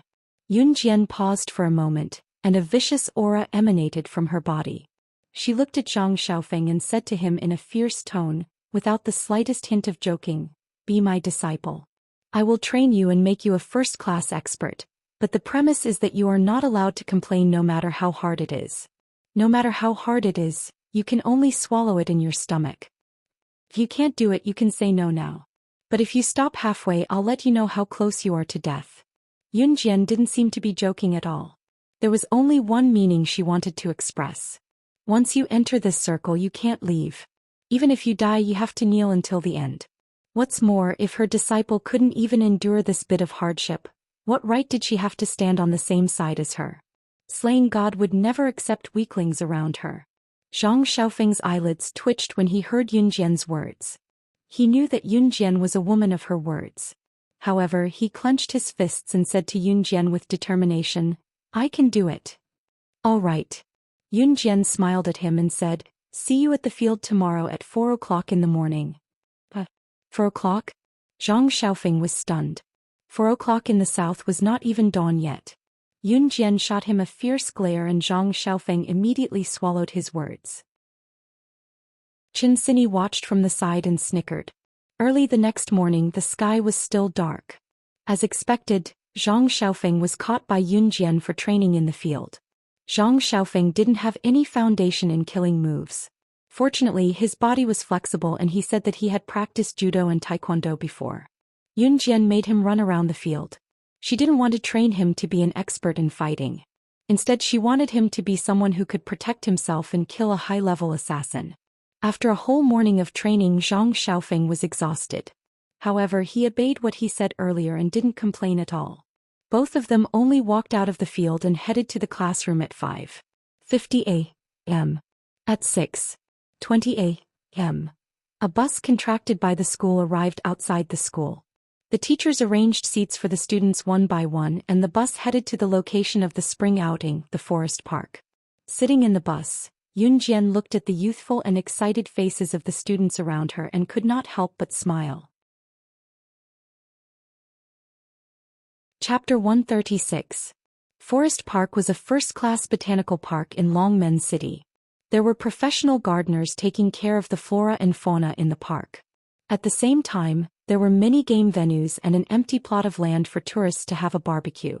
Therefore, there was an endless stream of tourists visiting during the cool seasons of spring and autumn.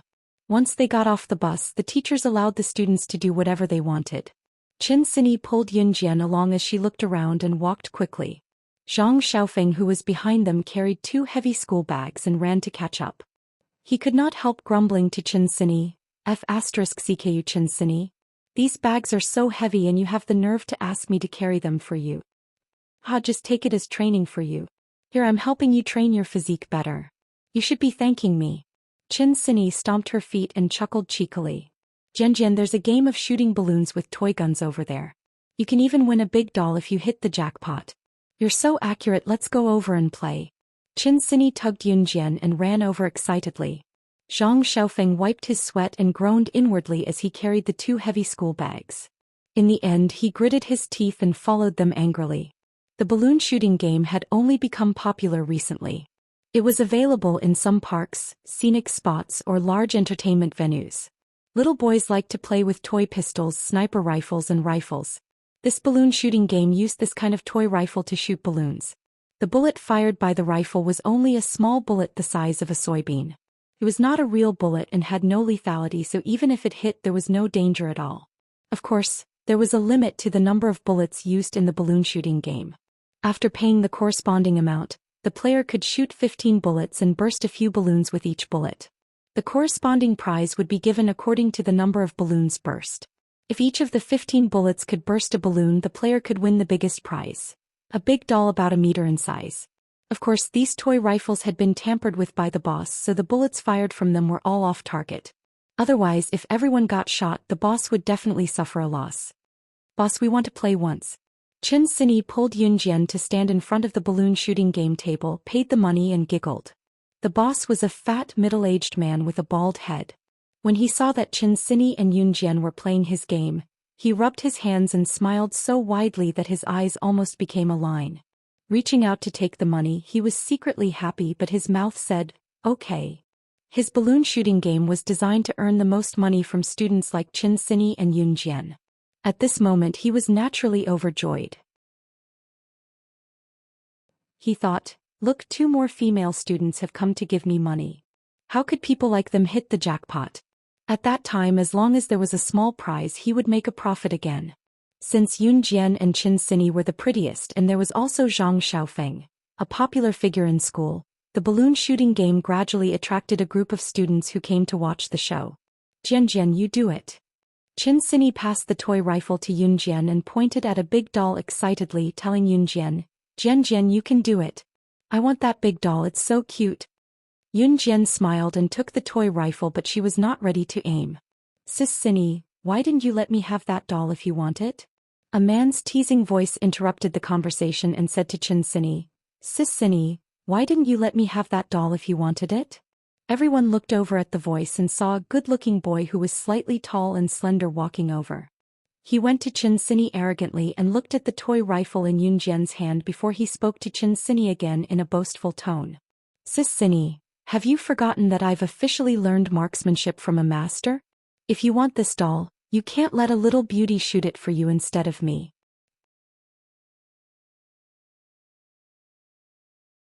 Chapter 137. As the boy spoke, he reached for the toy rifle in Yunjian's hand. With a frown, Yunjian turned her hand away and avoided the boy's hand. The boy did not feel awkward as he chuckled and studied Yunjian from head to toe. Pretty girl, you won't be able to hit a balloon with a gun like this. Why don't I teach you how to do it, Lingyi-chen, aren't you annoying? We're having fun on our own. Are you done? Chin Sini could not help yelling at the boy. Lingyi-chen was the son of Chin Sini's father's business partner. He could be considered her childhood playmate as well. However, due to Lingyi-chen's boastful personality, Chin Sini did not like to play with him since they were young. Lingyi-chen was also known as a playboy in school. Due to his good looks and prominent family background, many girls admired him. He was a boy who changed girlfriends more frequently than he changed clothes. It was because of this that Chin Sini kept a respectful distance from him. Sister Sini, who are we? Don't make it sound like we're so distant. Lingyi-chen was indeed a master flirt. He managed to turn the awkward situation around with just a few sentences. In spite of it, Lingyi-chen's dark eyes were fixed on Yunjian as he spoke to Chin Sini, looking like he was deep in thought. Chin Sini was dumbfounded for a moment before she realized what was going on. Was Lingyi-chen trying to set his sights on Jian? She quickly pulled Yunjian behind her and said to Lingyi-chen, Lingyi-chen, don't think I don't know what you're thinking. Jian is my friend. Don't you dare set your sights on her. That's right. Sini, your cousin supports you. Zhang Xiaofeng chimed in from the side. It was rare for the siblings to be united for once. The atmosphere then turned a little strange. Yunjian blinked and looked at Chin Sini and Zhang Xiaofeng, who were protecting her like a treasure. She couldn't help but grin. Look at you, Sini. You're talking as if I'm a gangster. Do I look like such a rascal to you? Lingyi-chen laughed and continued to bicker with Chin Sini in his unique teasing voice. You. Just as Chin Sini was about to flare up at Lingyi-chen, Yunjian turned her delicate face to Chin Sini and asked, Which doll do you want? As she spoke, she weighed the toy rifle in her hand. It was only then that Chin Sini regained her senses. Exhaling in relief, she snorted at Lingyi-chen and smiled at Yunjian, pointing at a big bunny doll. Jian, I want that big bunny. Okay. Yunjian narrowed her eyes, a clean smile forming on her lips. The crowd was displeased with Yunjian's confidence. Someone even yelled out, How can you get this big doll just because you want it? Unless you shoot 15 balloons. Don't talk like you're a sharpshooter. Can you guarantee that you'll hit the balloon every time you shoot? The disgruntled voice came from Lu Rongrong, who hated Yun Jian to the core.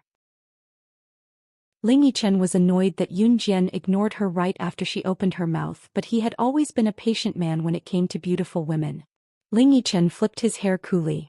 Seeing Lu Rongrong's rude remarks to Yun Jian, he was about to step in and save the damsel in distress to help Yun Jian and make Yun Jian change her opinion of him instantly. All he saw was Yun Jian looking at Lu Rongrong with a grin. She lifted her chin slightly, her hand that held the toy rifle raised and fired at the balloons without even looking at the cloth that held them. Bang bang bang. The sound of balloons exploding when they were hit by the gun echoed in everyone's ears. The girl with the toy rifle did not even look at the cloth. She was shooting blindly. 15 bullets, not a single one missed. Chapter 138. At this moment, even Qin Sini and Zhang Xiaofeng, who had seen Yun Jian's marksmanship before, were stunned.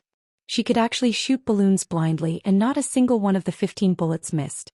Only someone who was very familiar with guns could do this. And she, Yun Jian, was just an ordinary student. The surroundings were quiet, especially Ling Yichen. He put on a what the F** expression and stood there in a daze, not even moving an inch. On the other hand, it was Lu Rongrong's first time witnessing Yun Jian's skills. She was dumbfounded on the spot. At this moment she didn't even think about her own trick anymore. Her eyes only revealed shock and fear. I'm so sorry, I accidentally hit all of them. Yun Jian smiled and looked at the crowd. She didn't feel that there was anything wrong with what she said. However, the crowd who had watched from the beginning to the end knew that Yun Jian's words were meant for Lu Rongrong and Ling Yichen. Even the thick-skinned Lu Rongrong and Ling Yichen couldn't help but smile at this. Zhang Xiaofeng and Qin Sini snickered at the side, especially Qin Sini. She even gave Yun Jian a thumbs up. Then Qin Sini asked the shop owner for a big bunny doll.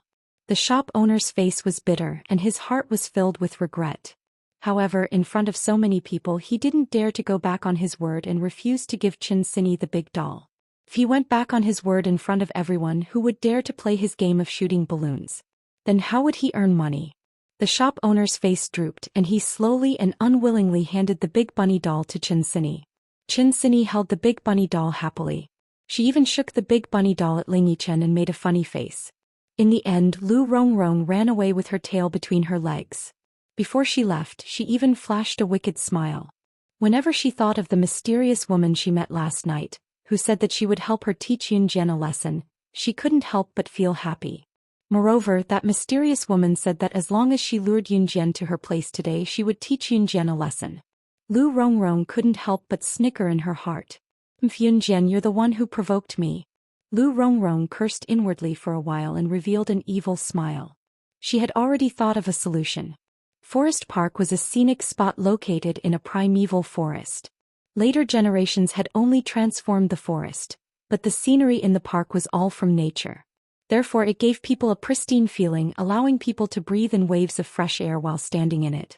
After the balloon shooting game, Yun Jian, Qin Sini, and the others sat on a tranquil lawn in the park. The surrounding trees provided shade, and the branches and leaves of the trees acted as a shelter, so they were not afraid of being exposed to the scorching sun at noon. Not only did Ling Yichen not leave because of that incident, he even shamelessly followed Yun Jian and the rest. Yun Jian and the rest did not purposely stop him. They just treated him as if he did not exist. Qin Sini sat for a while and opened countless bags of snacks. The snacks were dry in her mouth and she even drank a lot of water in the morning, so she felt the urge to pee now. Jian, I'm going to the washroom. You stay here. You have to keep an eye on the rest of the snacks. We can't let the two dumb pigs, Zhang Xiaofeng and Ling Yichen, eat them no matter what. Qin Sini declared her sovereignty over the snacks domineeringly with her hands on her hips and turned to run to the washroom. Yun Jian could not help smiling with her lips pressed together. Zhang Xiaofeng and Ling Yichen, who were called out, had their lips twitched instead. It was only about 25 minutes later that Qin Sini had yet to return from the washroom. Yun Jian could not help frowning. The washroom was not far from here. Even if Qin Sini wanted to go to the washroom, she should not have taken so long. Sini didn't fall into a trap, did she? Huh.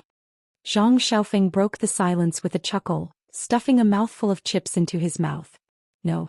Yun Jian looked down and stood up abruptly to walk to the washroom. What's wrong? Zhang Xiaofeng stopped teasing as well, sensing the unusual atmosphere in Yunjian. At this moment a girl ran over from outside the lawn, panting. She was a girl in her class who did not like to talk much, but she was running frantically. She ran to Yunjian and the rest in fear and shouted timidly, "Qin Sini she was..." The girl could not catch her breath.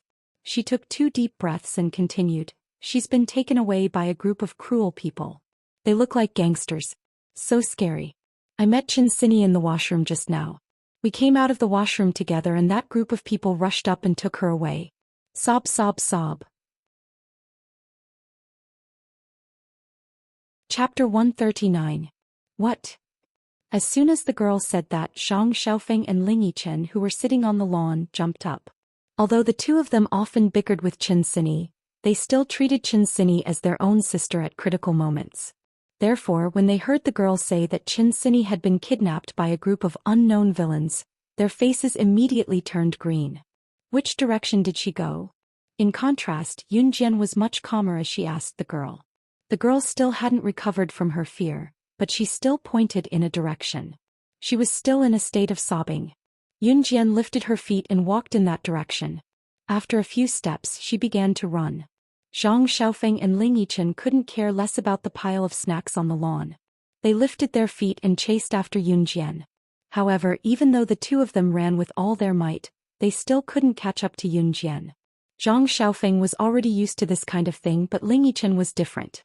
Yunjian's marksmanship had already left him speechless. Now even her running was as fast as flying.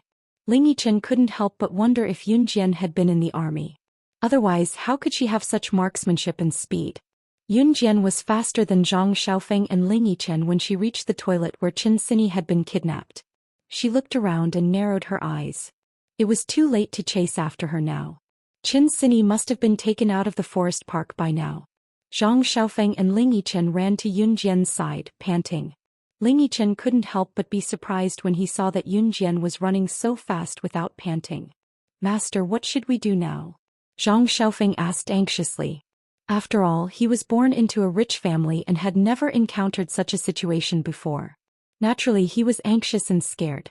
"Let's call the police," Ling Yichen suggested. "It's too late. By the time the police started their investigation, it would be too late." Yunjian turned her head and said to Zhang Xiaofeng and Ling Yichen. Compared to the two of them, she was fearless in the face of danger. Qin Sini was directly kidnapped.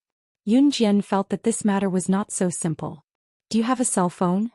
Yunjian looked at Zhang Xiaofeng. She didn't bring her phone, mainly because it was inconvenient for her to go on a trip today. To put it simply, she was too lazy to bring it. Yes. Zhang Xiaofeng hurriedly took out a mobile phone from his pocket. He didn't ask what Yunjian was going to do. He didn't know why he had such a feeling, as if as long as Yunjian was here, this matter would be resolved safely. Yunjian took the phone. Her nimble fingers pressed a few buttons on the phone and made a call. There were no touchscreen phones in this era, and Zhang Xiaofeng's phone was from the Nokia brand. Nokia was a brand that had become popular recently. Zhang Xiaofeng could keep up with the trend, which meant that his family was indeed rich. Beep, beep, beep. The call was picked up immediately. After the call was connected, there was no sound from the other side. Yunjian's call was directly to the headquarters of the Kosha Mercenaries Intelligence Team. The Kosha Mercenaries Intelligence Team was distributed all over the world. Even if there were some changes in the local feng shui of various countries, the intelligence team would also collect information. Qin Sini had been kidnapped. Yunjian would ask the intelligence team to investigate thoroughly and get the news as soon as possible. At the same time, the intelligence team of the Kosha mercenaries would not speak first when they answered the phone. To kill is to stop, to become a god. Yunjian opened her mouth and uttered the code for intelligence gathering with the intelligence team in fluent English. Chapter 140. After Yunjian gave the code, the other end of the phone was silent for a few seconds. Then a low and strange female voice sounded. "What instructions do you have?" Yunjian knew from the voice that this person was the head of the Kosha mercenaries intelligence team, Diani. Diani was the head of the Kosha mercenaries. The intelligence team that she led had always been accurate. Many international business tycoons had bought intelligence from Diani at high prices. The price had even risen to hundreds of millions of US dollars, all for the sake of obtaining accurate information. The intelligence team took up a significant portion of the Kosha mercenaries' financial income. This could not be helped without the guidance of the intelligence team's head, Diani. Help me investigate a person. Yun Jian relayed her location and the process of the incident in English. Soon, Diani found the information and reported it to her. Actually, as soon as Yun Jian said the code, Diani already knew that Yun Jian was her superior. However, the intelligence team had always been tight-lipped and never asked about such things. They only knew how to search for information and then report it to the other party. Until Yun Jian hung up and handed the phone back to Zhang Xiaofeng and Ling Yichen were still in a daze. They did not understand what Yun Jian said at all. They only knew that she called a foreigner and that the two of them were talking in English. However, at this critical moment, why did she call a foreigner? Yun Jian was already walking forward. The two of them hurriedly followed her footsteps. Yun Jian's lips curled slightly. She reached out and tucked the loose strands of hair behind her ear. She said, "They kidnapped Cindy in a car. The car plate number is Dragon A 50855. How did you know the car plate number?" Ling Yichen exclaimed. Yun Jian had only made a phone call. How could she have found out the other party's car plate number? This was illogical. The two of them were shocked and terrified. Yun Jian only smiled faintly. The members of the Kosha mercenaries' intelligence team were scattered all over the world. The number of members was uncountable. In other words, there is a high possibility that someone you know is a member of the Kosha mercenaries' intelligence organization, hiding in the city or between the cities. His job was to constantly search for changing information. What's more, the intelligence team didn't just rely on manpower to gather information. They could use any electronic products, and they could even use mobile phones to enter a wide range of systems in the shortest amount of time. However, after excluding the ordinary vehicles in the area, the final result was obtained. Now that we only know the license plate number, how are we going to find Cindy? Zhang Xiaofeng asked the key question. Yun Jian, on the other hand, narrowed her eyes and turned her head to the side. The girl's delicate eyebrows twitched as she coldly said, "Based on the license plate number, do you think we can't find the other party's address?" Based on the license plate number, ordinary people would not be able to find the owner's home address. However, the public security organs of some departments could search for it. But don't forget that there is another type of person who can, hackers. Yun Jian was a hacker herself. She was proficient in computer programming, assassination, and explosives. However, this time, Yun Jian didn't need to check the license plate number and the owner's home address. Diani had already told her. However, Yun Jian didn't explain this to Zhang Xiaofeng and Ling Yichen. Now wasn't the right time to do so. Then where is Cindy now? Zhang Xiaofeng only wanted to know this now. Yun Jian took a step forward with her long, slender legs. Then she paused and said, "The premium casino." Chapter 141. The finest casino was a casino in itself, where all the gamblers gathered together. The casino itself belonged to the second largest mafia group in Longmen City, the Nine Valleys Gang. There were two major mafia groups in Longmen City. The first was Dragon Head Gang while the second was the Nine Valleys Gang. Su Zetian's Dragon Head Gang had tens of thousands of brothers and owned all the bars and night markets in Longmen City. Su Zetian was also a member of the Kosha mercenaries, so his position as a mafia boss was secure. However, the second largest mafia group in Longmen City, the Nine Valleys Gang, was not to be underestimated. Other than Dragon Head Gang, the Nine Valleys Gang was the second largest mafia group. Even if they did not have tens of thousands of brothers, they were close to this number. Moreover, he had divided many regions. Even Longmen City's top casino, the famous Prime Casino, belonged to the Nine Valleys Gang. As the saying goes, a mountain cannot accommodate two tigers. As the underworld boss, Su Zetian naturally wanted to eliminate the Nine Valleys Gang, the only big gang that could threaten him. In spite of this, he did not have the strength to do so. The Kosha mercenaries could send someone to help him win a match, but they would not go to such lengths to eliminate the Nine Valleys Gang that was a threat to him, a mere mafia boss of Longmen City. It was unrealistic. In addition, the Nine Valleys Gang's influence was not weak, especially in recent years when they had gained more power. Su Zetian could no longer eliminate them with his Dragon Head Gang's influence alone, so he could only let them continue to develop. Yun Jian and the other two did not have time to inform their homeroom teacher as they left the forest park and hailed a taxi to the Prime Casino. To be honest, Zhang Xiaofeng and Ling Yichen were still rather fearful of places like the Prime Casino. The term mafia was enough to send chills down one's spine. Nine Valleys Gang, the entrance of the Prime Casino. The taxi driver parked his car far away and drove off immediately after Yun Jian paid the fare. He could not be blamed for this. For places like the Prime Casino that belonged to mafia groups, it was common for some gamblers to be chopped off and stomped on the spot when they lost and could not afford to pay. Standing at the entrance of the casino, Yun Jian had her hands in her pockets. Zhang Xiaofeng and Ling Yichen stood diagonally behind her. She tilted her head and looked at the two trembling youths. Don't go in if you're afraid. She could easily handle the entire casino on her own, but with Zhang Xiaofeng and Ling Yichen she could not guarantee that no accidents would happen. No, Master, I want to go in, Zhang Xiaofeng said in a firm tone. Hearing Zhang Xiaofeng's words, Yun Jian smiled wickedly and turned to look at Ling Yichen. After being stared at for a while, Ling Yichen finally said resolutely, I'll go in too. All right. Yun Jian narrowed her eyes and turned to look at Zhang Xiaofeng. She smiled wickedly at him and said arrogantly, You can keep a low profile when you do things, but today I'm going to teach you a lesson. Since you've stepped into my circle, you have to remember this. If someone bullies you, even if it's the emperor, you won't tolerate it.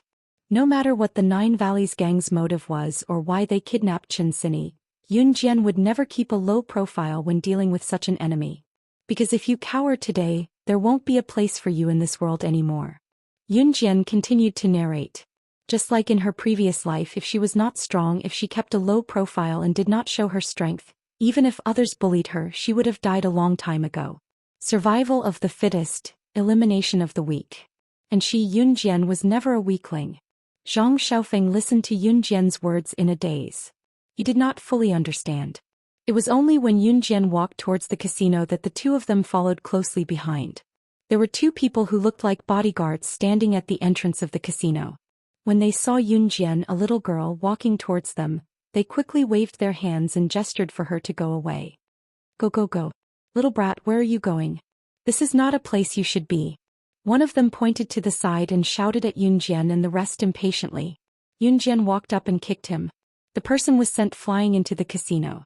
Zhang Xiaofeng and Ling Yichen did not expect Yun Jian to be so fierce. The two of them were stunned as they recalled the meaning behind Yun Jian's words to Zhang Xiaofeng. The girl had already stepped into the entrance of the casino. She stood at the entrance and stepped on the chest of the bodyguard who had been kicked away. She said loudly, Get the boss of your Nine Valleys Gang to come out and see me. Chapter 142. The Nine Valleys Gang was Longmen City's second mafia group after all, and its influence in Longmen City was immense. Yun Jian's roar was a humiliation to the Nine Valleys Gang members. Soon, a group of brawny men with metal rods dashed out from the inner room and surrounded the trio led by Yun Jian. A man with dyed yellow hair walked out from the group with a cigarette dangling from his mouth. He studied Yun Jian and spat the cigarette on the floor. The man with dyed yellow hair turned his menacing face to look at Yun Jian from the corner of his eye and spoke arrogantly, Yo, little girl, you want to see our boss? Isn't your tone a little too presumptuous? Aren't you afraid that we'll do something to you? The blond man's voice was sinister when he spoke.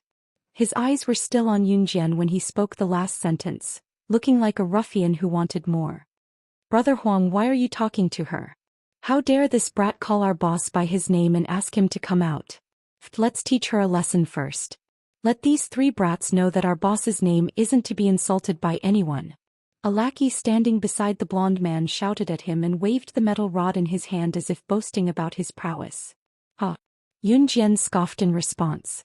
At the same time, Yun Jian took a step forward. Her cold, hawk-like eyes stared at the group before her as she smirked. Do you think you're qualified to teach me a lesson? After that, Zhang Xiaofeng and Ling Yichen, who were standing not far behind Yun Jian, saw Yun Jian stretch out her hands. A few stones the size of diamonds appeared between her fair and clean fingers. She waved her hands and hurled the stones out. These stones were like several sharp swords. and with frightening speed and accuracy, they smashed towards the group of strong men holding iron rods. Plop, plop. An orderly sound rang out. The 6 to 7 brawny men who were holding metal rods were hit in the knees by pebbles, and all of them knelt down toward Yun Jian in the order they were spread out around them. Zhang Xiaofeng and Ling Yichen were completely dumbfounded. Both of them thought that Yun Jian's ability had been unleashed to its fullest when she was shooting. What was going on here though? Throwing stones at the same time and hitting a few brawny men in one move. It was impossible to execute such a move without extremely precise technique. They had only seen such a scene in a movie where an assassin killed someone. Yun Jian knew how to kill people. Both of them were dumbfounded. Let's go. Yun Jian turned her head to instruct Zhang Xiaofeng and Ling Yichen. Then she stepped over the group of brawny men who were kneeling on the ground and had no idea what had just happened. She had picked up these stones from the lawn in the park. She did not expect them to come in handy. Although they were not as handy as hidden weapons, they were not too shabby either. No matter how suspicious Zhang Xiaofeng and Ling Yichen were, they would never think that Yun Jian was an assassin or a secret agent. They did not dare to continue standing in the same spot. So while the yellow-haired man and the others were stunned, they followed Yun Jian's footsteps. They stepped over the screen at the entrance and walked straight to the center of the casino. In the center of the casino, wave after wave of gamblers sat together making a racket. Big. Big, I'll bet on big. Small. Small. Small, this round will definitely be small. The gamblers were having a good time. Their tireless voices echoed throughout the casino. At this moment, Yun Jian led Zhang Xiaofeng and Ling Yichen around the lively casino and walked straight to the back door. Chapter 143. Yun Jian, Ling Yichen and Ling Yichen passed through the center of the smoky casino and entered through the back door. Everyone in the casino was busy gambling to further enhance the atmosphere of the place. No one had the time to care about Yun Jian, Ling Yichen and Ling Yichen's actions. Passing through the back door, the ruckus in the front hall abruptly subsided. Follow me closely from now on. No matter what happens, don't leave my sight. Yun Jian turned to instruct Zhang Xiaofeng and Ling Yichen who were behind her. Okay. Zhang Xiaofeng and Ling Yichen nodded. Both of them did not know what Yun Jian meant, but after witnessing Yun Jian's skills and tactics, they chose to believe her unconditionally. They then passed through a dark corridor without lights. Zhang Xiaofeng and Ling Yichen held their breaths, not daring to even breathe loudly. They had never thought that they would be able to barge into the mafia's territory one day. To them, the mafia was the most terrifying place in existence. The girl who led them forward, however, did not show the slightest hint of fear. We're here. Yun Jian smirked with a squint. As she spoke, she glanced sideways at a room with warm lighting in front of them. Zhang Xiaofeng and Ling Yichen's breaths paused, but they did not say a word, as if they had made a pact. Yun Jian, on the other hand, walked forward casually. The room with the orange light from the door was the office of Longmen City's second mafia boss, Yuan Shuxiao. The corridor was dark and there were no windows. Therefore one could clearly see the warm light coming from the room. From this, Yun Jian was certain that the person was inside. In contrast to Zhang Xiaofeng and Ling Yichen's cautiousness, Yun Jian went straight ahead, unafraid of making a commotion. She went to the door and kicked it open. If she was uncertain before, she was now certain that she was the reason Chen Sini was taken away. Their target was her.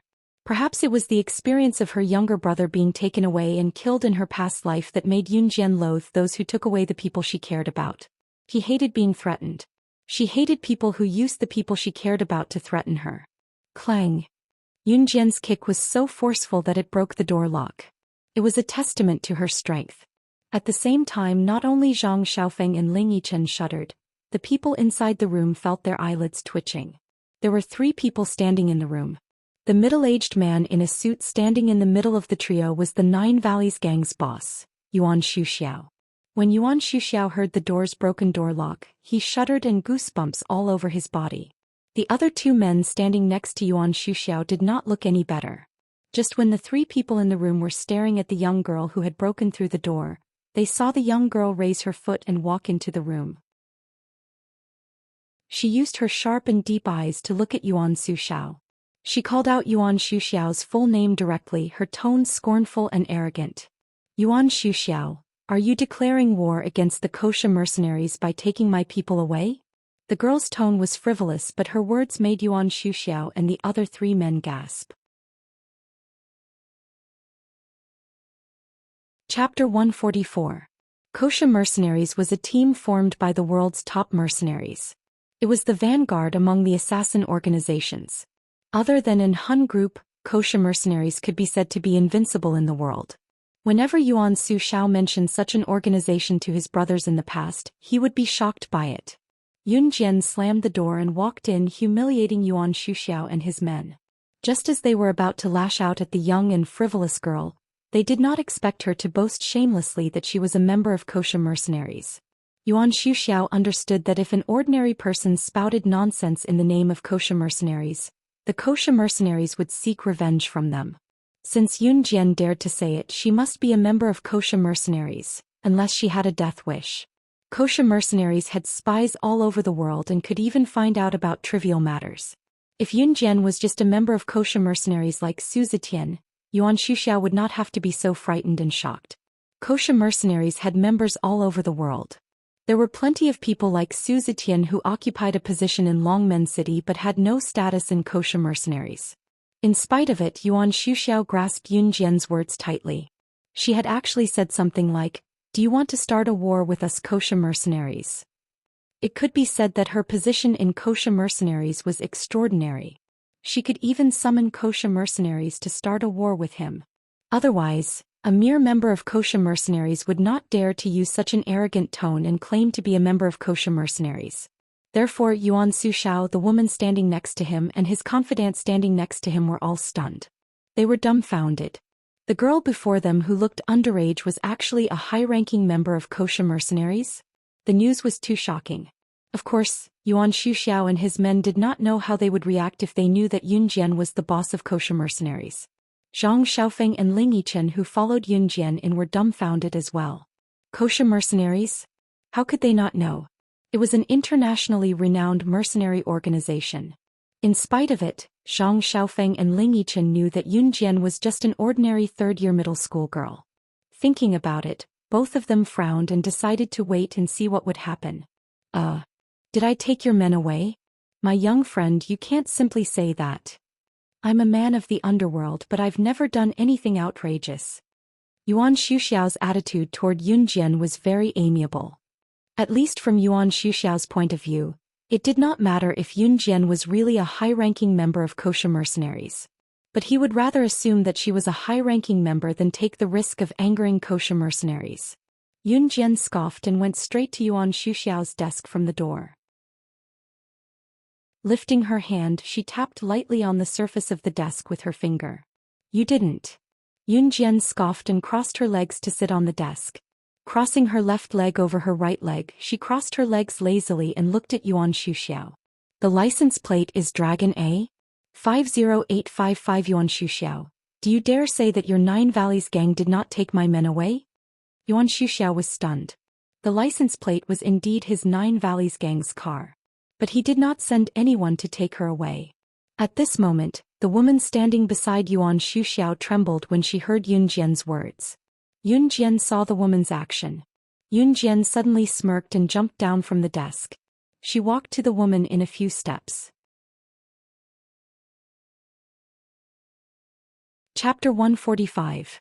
Looking at the dagger that appeared out of nowhere in Yun Jian's hand, the group was stunned. Yuan Shuxiao in particular shuddered and wanted to push Yun Jian away, but he stopped himself and told Yun Jian in a trembling voice, young friend, this must be a misunderstanding.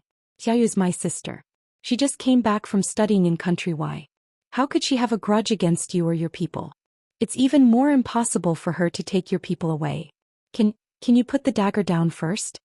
The woman was none other than Yuan Shuxiao's biological sister, Yuan Xiaoyu. As the boss of Longmen City's second mafia group, Yuan Shuxiao's position in Longmen City was second only to Su Zetian. He was also a big shot, but he had never shown weakness to anyone like today. Yun Jian was the first. In spite of it, Yuan Shuxiao had a feeling that if he angered Yun Jian, the dagger in her hand would really slit his sister's neck brutally. Yuan Shuxiao was known for his decisiveness in killing, but his only weakness was his sister, Yuan Xiaoyu. He lost his father when he was young and his mother remarried, leaving him and his sister behind. They were homeless back then and his sister was his only family. Therefore when Yuan Shuxiao saw Yun Jian's dagger pressed against Yuan Xiaoyu's neck, he shuddered and his heart almost leaped out of his chest. Yuan Xiaoyu herself did not expect Yun Jian to threaten her with a dagger. She was so frightened that her legs turned to jelly and she was paralyzed but not paralyzed. Are you going to tell me or not? Yun Jian did not listen to Yuan Shuxiao but asked Yuan Xiaoyu further while the dagger in her hand pressed closer to Yuan Xiaoyu's skin. Yuan Xiaoyu could even feel the coldness of her pores and the dagger's handle getting closer. She shuddered and could not help screaming, "No, no, no. Don't kill me. Don't kill me.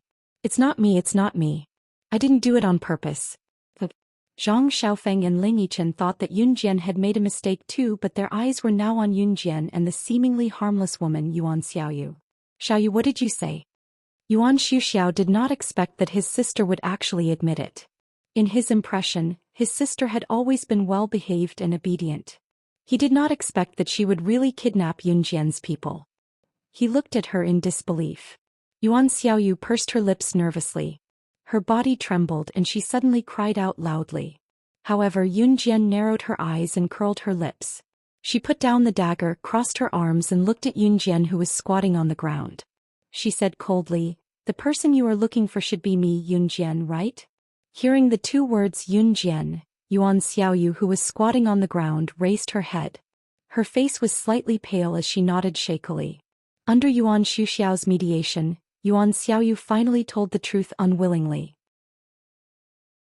Indeed, Yuan Xiaoyu did not have a grudge against Yun Jian. The one who had a grudge against Yun Jian was Shiniji, who had lost to Yun Jian in the arena not long ago and had his hands crippled by Yun Jian. Shiniji was a contestant in country-wise national challenge tournament. His future was ruined after his hands were crippled and he was filled with anger. Coincidentally, Shiniji's sister and Yuan Xiaoyu were roommates in country-wise Gaoya University and they were good friends. In short, Yuan Xiaoyu used her brother Yuan Shuxiao's underworld power to help Shiniji's sister find Yun Jian and help her take revenge on Yun Jian. Yun Jian was not easy to deal with. Yuan Xiaoyu knew this from the beginning, so she used Lu Rongrong, who was not on good terms with Yun Jian's classmate, to tell Lu Rongrong that she could help her teach Yun Jian a lesson as long as she could trick Yun Jian into coming out. However, later in the forest park, Lu Rongrong did not have the chance to trick Yun Jian out alone. Coincidentally, she bumped into Qin Sini, who was best friends with Yun Jian, going to the toilet. Therefore, Lu Rongrong asked Yuan Xiaoyu's people to take Qin Sini away first. She also claimed that as long as she used Qin Sini to threaten Yun Jian, she would not be afraid of Yun Jian being arrogant again. Lu Rongrong. Yun Jian smiled contemptuously. Her lips curled into a murderous smile. Although she was smiling, the temperature in the room dropped by a few degrees. Chapter 146. Everyone shuddered from the bottom of their hearts when they heard Yun Jian's menacing words floating toward them. Especially Zhang Xiaofeng and Ling Yichen. They never thought that Lu Rongrong was one of the masterminds behind Qin Sini's kidnapping. Where is she? When everyone came back to their senses, Yun Jian's voice had returned to normal. She asked Yuan Xiaoyu calmly, but there was a chilling coldness in her voice. She was, of course, referring to Qin Sini. Yuan Xiaoyu did not dare to hide anything. She knew that this matter was serious. Because Yun Jian was the one who made her brother, whom she had always admired, feel uneasy. Yuan Xiaoyu immediately gave him an address. She raised her head and looked at Yuan Shuxiao while trembling. She pursed her lips and said, "Originally they wanted to kidnap the little girl first and then send someone to deliver a letter to you.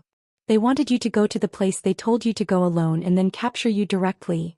Before Yuan Xiaoyu could finish, Yun Jian turned and left. She did not want to hear this nonsense. When she left, she gestured to Zhang Xiaofeng and Ling Yichen. They immediately followed her. "You stay here and don't go anywhere. I'll deal with you when I come back." Yuan Shuxiao pointed at Yuan Xiaoyu's head and walked out. He was a smart man. He knew that his sister had made such a serious mistake. If he did not make up for it, Yun Jian, who was one of the higher-ups of the kosher mercenaries, would not let her go. Therefore he wanted to do something while he could still make up for it. After all, anyone who offended the kosher mercenaries was one step closer to death. The four of them walked out of the back door and came to the center of the casino.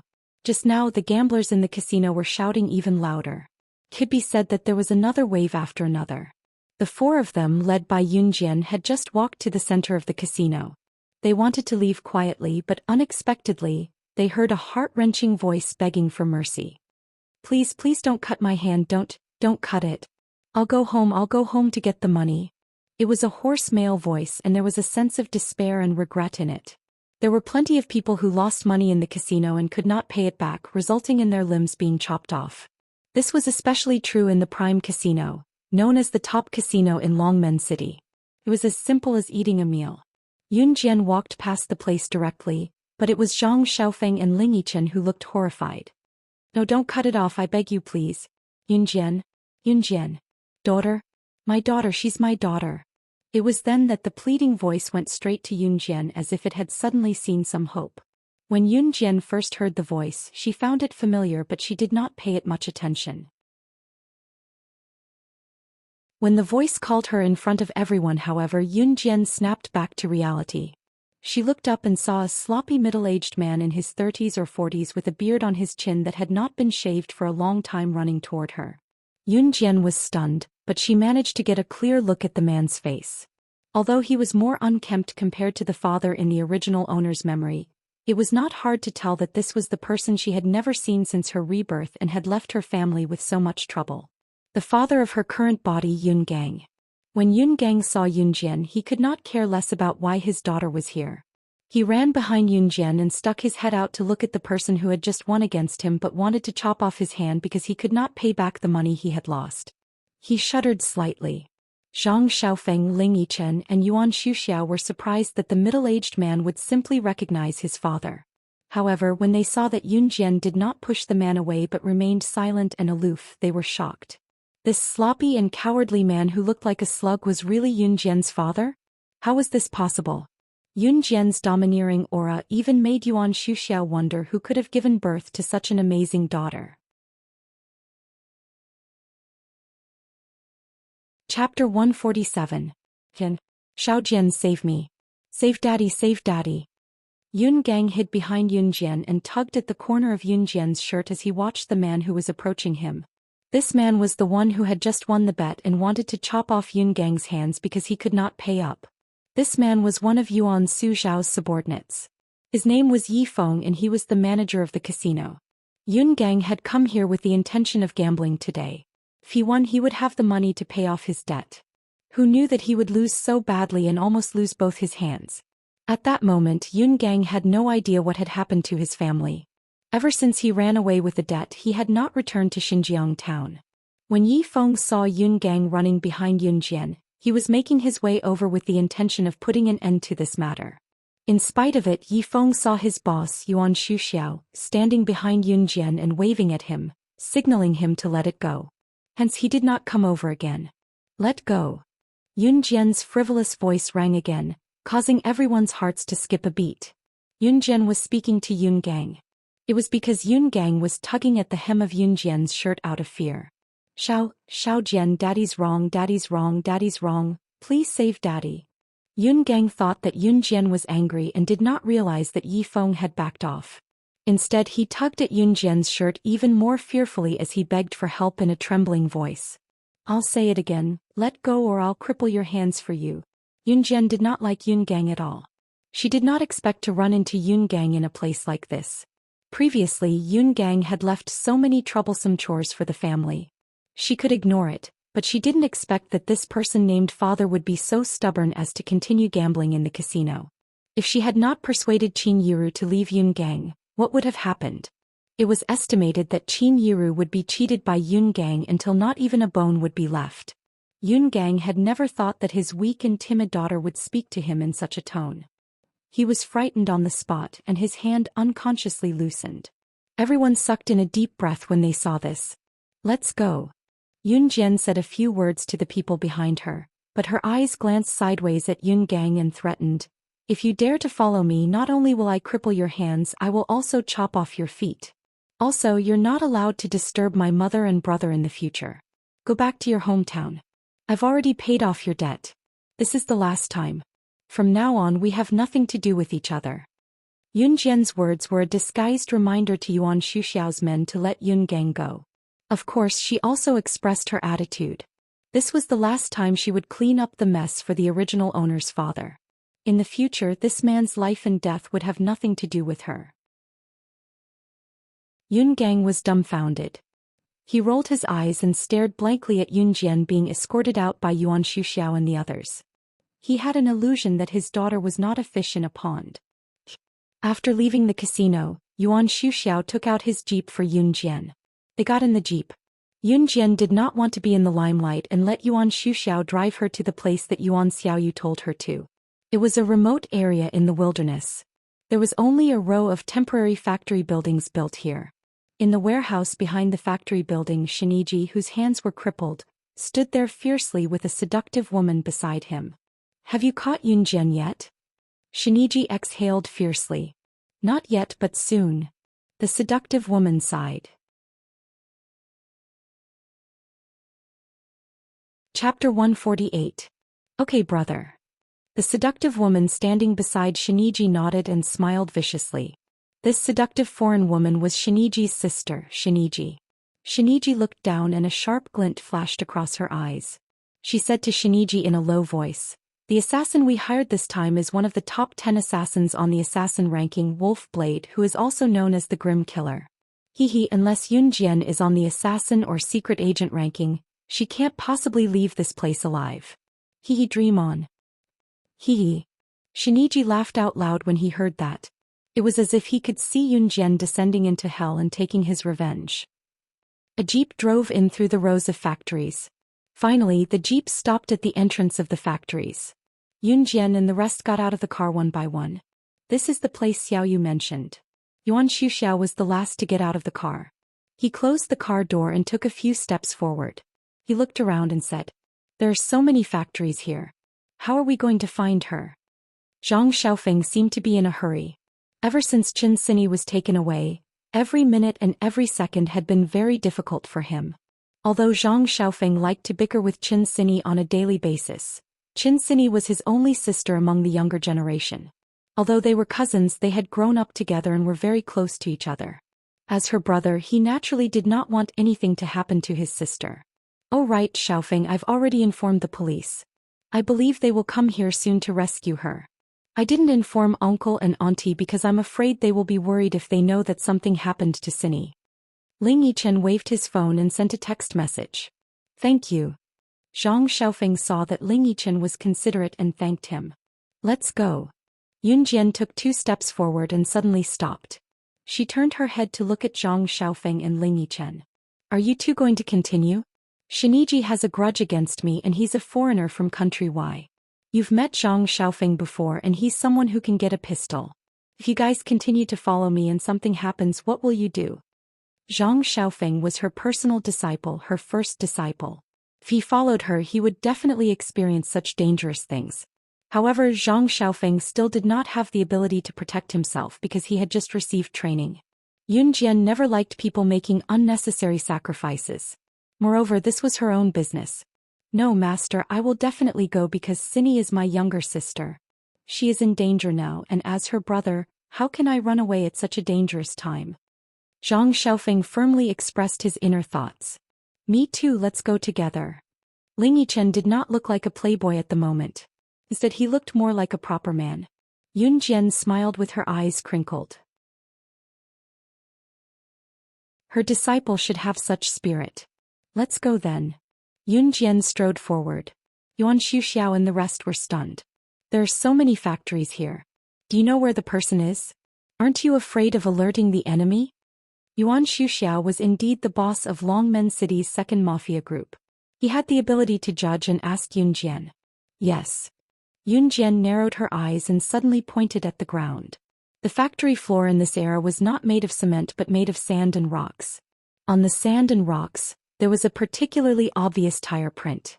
They were still pondering Yun Jian's meaning with a frown when Yun Jian explained, "Just follow the tire print left by the car." Yuan Xuxiao was dumbfounded. She had observed it so carefully. Yuan Xuxiao asked again in confusion, "How did you determine that this tire print was driven by the car that took your friend away? What if it was another car?" Zhang Xiaofeng and Ling Yichen were equally puzzled by this question.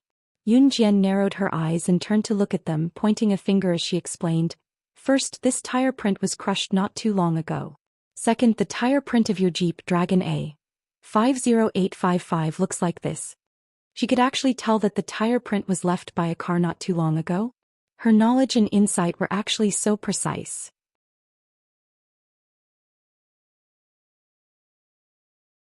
Chapter 149. After that, Zhang Xiaofeng and the other two did not question her anymore. To be honest, whether it was Yun Jian's previous judgment or her skills and methods, they did not seem like something a teenage girl should have. The only thing they were certain of was that her assertions were never wrong. Based on this alone, the three of them trusted her unconditionally. Trust me and follow me, Yun Jian said with a slight quirk of her brow while the three of them thought about it. All three of them nodded in unison. With Yun Jian leading the way, they followed the deepest tire tracks on the sand until they came to the door of a factory in the corner. In the warehouse behind the factory, Shiniji, and the cold-faced assassin they hired, Wolf Blade, were already standing there. Not far away, Chin Sini, who had her mouth covered with black tape, was tied to a bench, trying to make a sound. There was a group of people standing beside Shiniji who were probably their subordinates. Why isn't that brat here yet? Didn't you say you've sent someone to inform her? Shiniji shot his younger sister, Shiniji, a vicious glare from the corner of his eyes.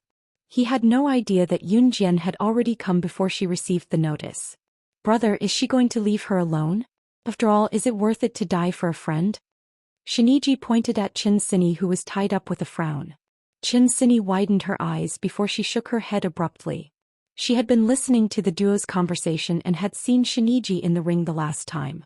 She already knew that they had captured her to lure Yun Jian. She knew that Jian Jian would come, but she was afraid that something would happen to the friend she had spent so much effort to make. Boss, since that brat isn't here, why don't you let us have some fun first? A few foreigners who stood beside Shiniji rubbed their hands together as they looked at Chin Sini's pretty face. A few of them even pulled up their pants. It was needless to say how wretched they were. Go. As long as you don't make any noise, it's fine. Shiniji wanted to take revenge on Yun Jian, so he hated Yun Jian. Naturally, he wasn't satisfied with Yun Jian's friend Chin Sini. When the men heard Shiniji's words, they rubbed their hands and walked toward Chin Sini with lewd smiles.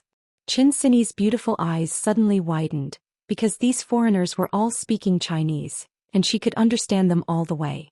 At this moment, she shook her head vigorously. This was the first time she had felt such despair and fear.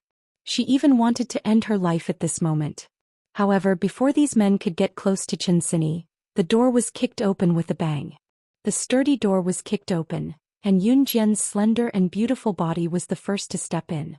Her long and narrow eyes scanned the entire place sharply, and she said without restraint, "You dare to touch my people, Shiniji, you're dead meat." She had let Shiniji go in the arena last time out of respect for Su Zetian. However, Shiniji was still being stubborn today, so he couldn't blame her for being merciless. Kikik. Shiniji was slightly taken aback when he saw Yun Jian slam the door open, and a strange smile appeared on his face. He wasn't afraid of Yun Jian at all. "Mr. Wolf Blade, please kill her." Shiniji turned his head to look at Wolf Blade and spoke in an extremely respectful tone. Only then did everyone turn their gazes toward this man, who was as thin as a skeleton. Yun Jian narrowed her eyes and looked directly at this man.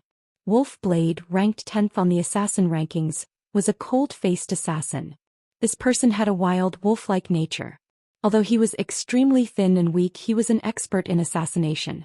In a one-on-one battle, even the assassin ranked higher than him might not be able to defeat him. "Shiniji, the person you want me to kill is only this little girl? You're underestimating me too much. I, Wolf Blade, am one of the top 10 elites in the world of assassins, and you want me to fight a little girl?" Wolf Blade looked at Yun Jian with disdain as he spoke to Shiniji. Shiniji had actually hired an assassin to deal with Yun Jian? Hearing Wolf Blade's words, Zhang Xiaofeng, Ling Yichen, and Yuan Xuxiao's faces turned pale. Chapter 150.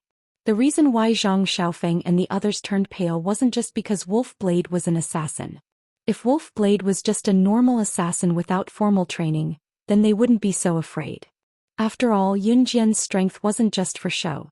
She was able to defeat Shinji in one move and even take away his gun and cripple his hands. It was obvious that Yun Jian wasn't a normal person. However, Wolf Blade claimed to be in the top 10 of the assassin ranking. To be able to squeeze into the top 10 of the assassin ranking or secret agent ranking, which one of them wasn't an elite that had survived a rain of bullets.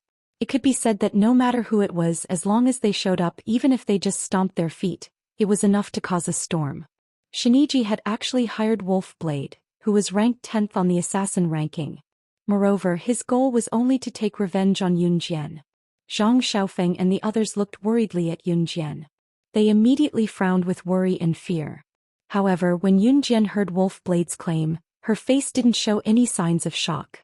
On the contrary, she was very calm. Then she raised her eyebrows and pointed a slender finger at Wolf Blade. She said frivolously, "You're not worthy of fighting with me. Killing you will only dirty my hands." Yun Jian's words sounded like she didn't care about her life. A little girl like her actually dared to provoke the internationally famous cold-faced assassin Wolf Blade. "Tsk, you little girl, you're really interesting. You're so young but you've got guts. However, it's a pity that you're someone that my employer wants to kill. Therefore you must die today." Wolf Blade sized up Yun Jian again. He clicked his tongue and spoke with a sinister tone. The way he looked at Yun Jian was like he was looking at a dead person. If Wolf Blade had looked down on Yun Jian before, then now he had to re-evaluate this girl. Wolf Blade could smell the scent of an assassin from Yun Jian's aura, but he didn't pay it any mind. After all, it wasn't easy to find an assassin or secret agent who was better than him in the world. Moreover, this girl in front of him was only 15 or 16 years old.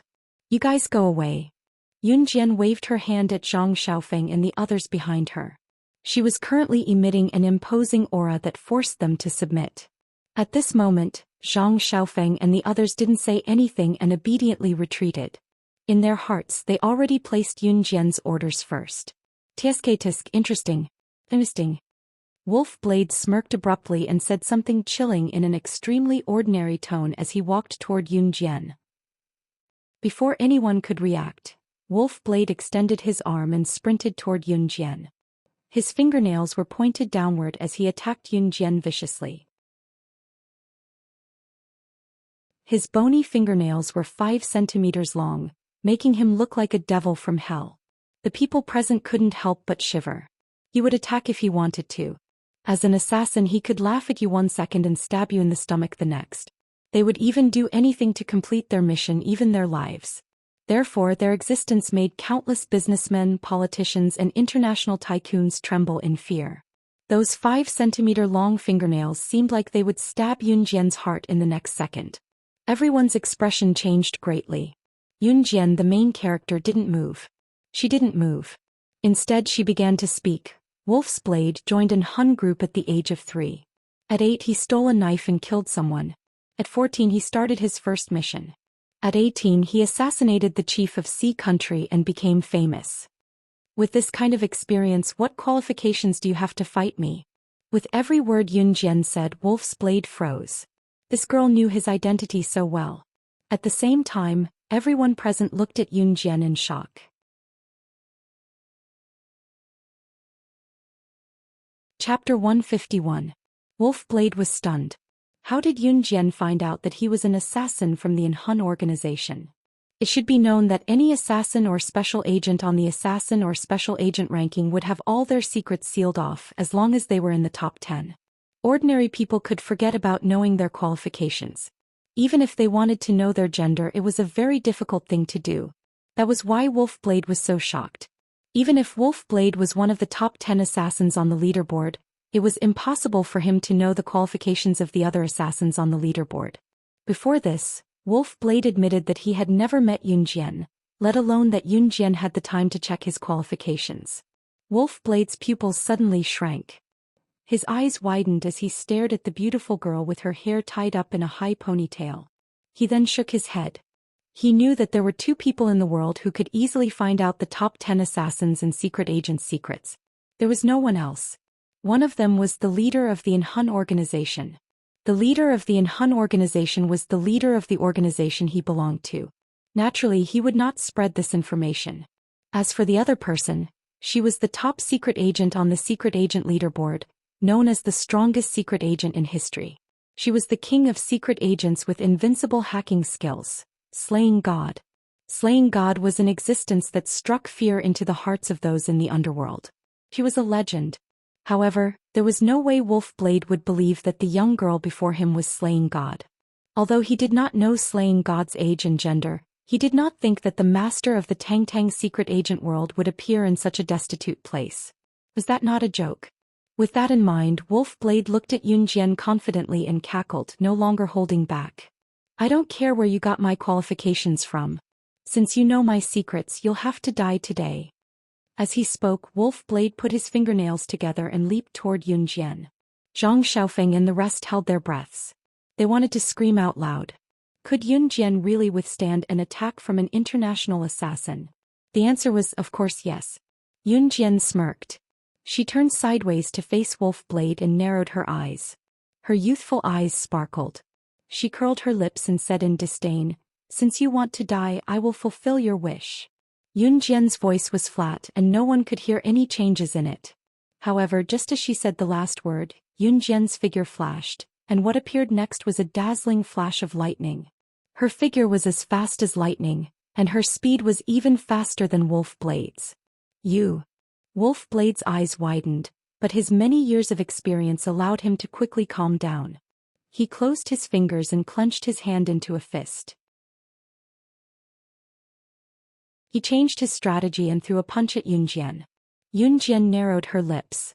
She also stretched out her hand and clenched her fist, slamming it against Wolfblade's fist. Ha! Wolfblade roared. Pooh! At the same time, the sound of a blade piercing into flesh could be heard. What the audience saw was Yunjian extending her arm and punching Wolfblade at the same time. Both of their fists were tied. They saw Yunjian squinting her eyes and smirking. When the two fists collided, her soft leg bent in an arc and hit Wolfblade's chest from his back. What was different from normal shoes was that Yunjian's seemingly ordinary white shoes had a small knife stuck in the tip. At this moment, Yunjian hooked her leg and the knife on the tip of her shoe ruthlessly pierced Wolfblade's heart. In a fight between assassins, especially in a fight between experts, a single move could decide the outcome. Zhang Xiaofeng and the others clearly saw that Yunjian had used one hand to block Wolfblade's fist, while her other hand had inserted a small knife into the tip of her own white shoes. Then when her fist collided with Wolfblade, the tip of her shoe pierced Wolfblade's heart at the same time. This series of impossible movements appeared out of thin air in front of everyone's eyes. The outcome would be decided in one round. Wolfblade suddenly widened his eyes. He looked at the girl's smiling face up close and finally spat out a mouthful of fresh blood. Slaying. Wolfblade tried his best to shout the word, God, but he realized that his body was already falling backward. He stared at Yunjian in horror as his body fell to the ground and died with his eyes wide open. There was only one person in the world who could do what Yunjian did with such ease. That person was Slaying God. Chapter 152. Killing one of the top 10 international assassins, Wolfblade, with one move. If Yunjian defeating Shiniji with one move was shocking, then at this moment, everyone's mouths were wide open enough to fit a large duck egg. Yunjian, where did she come from? Zhang Xiaofeng and Ling Yichen were stunned on the spot. Every cell in their body was boiling in shock. Yuan Xuxiao's small eyes were also wide open. Shiniji, on the other hand, shook his head violently, staring at Yunjian in disbelief. He backed away slowly, muttering, Impossible. Impossible. Even the top 10 assassins in the international assassin chart were no match for Yunjian and were killed in one move. Who else could subdue her then? No. Shiniji screamed. His deep male voice sounded sharp and crazy. Just you wait, Yunjian. Shiniji, just you wait. Next time I'll kill you. I'll kill you next time. Shiniji glared fiercely at Yunjian. He opened his mouth and spat out threatening words. His voice was eerie and terrifying. Do you think I'll let you live until the next time? The creepy smirk on Yunjian's lips abruptly vanished as she slowly made her way to Shiniji. Even her tone was instilling fear from the bottom of one's heart. He had let Shiniji go last time because of Su Zetian. She had never been a charitable person. He was not stupid. Shiniji wanted her life and even implicated the people she cared about. If this happened once, there would be a second time. How could she let go of a ticking time bomb that could explode at any time and continue living in this world? You want to kill me? No, no, no. I'm a member of Countrywise national team. If you kill me, aren't you afraid that you'll become Countrywise enemy? This was Shiniji's trump card. When Wolf Blade was killed by Yunjian, he did not show any fear. Because he felt that Yunjian would not dare to kill him. Do you think I'll be afraid? Yunjian smiled contemptuously, her calm and beautiful lips curling up. Shiniji panicked when he heard that. She was indeed the kind of person who was not afraid of anything. As he turned around and ran. In order to escape, he did not even care about his sister. Big brother. Shiniji was shocked as she watched Shiniji run towards the back door of the warehouse.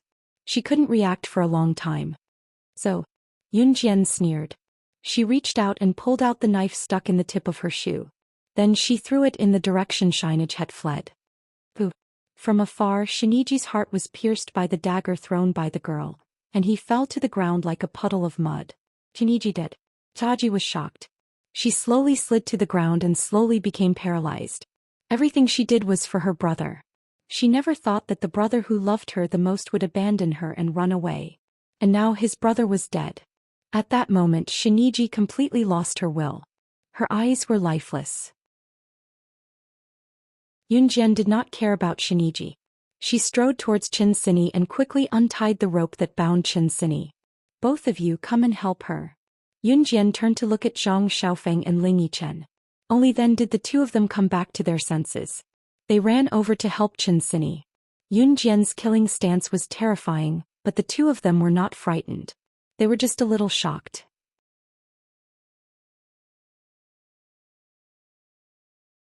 Chapter 153. Yunjian asked Zhang Xiaofeng and Ling Yichen to help Chinsini because she had no more energy to support Chinsini. Although Yunjian had killed Wolf Blade in one hit, she had used up almost all the energy in her body.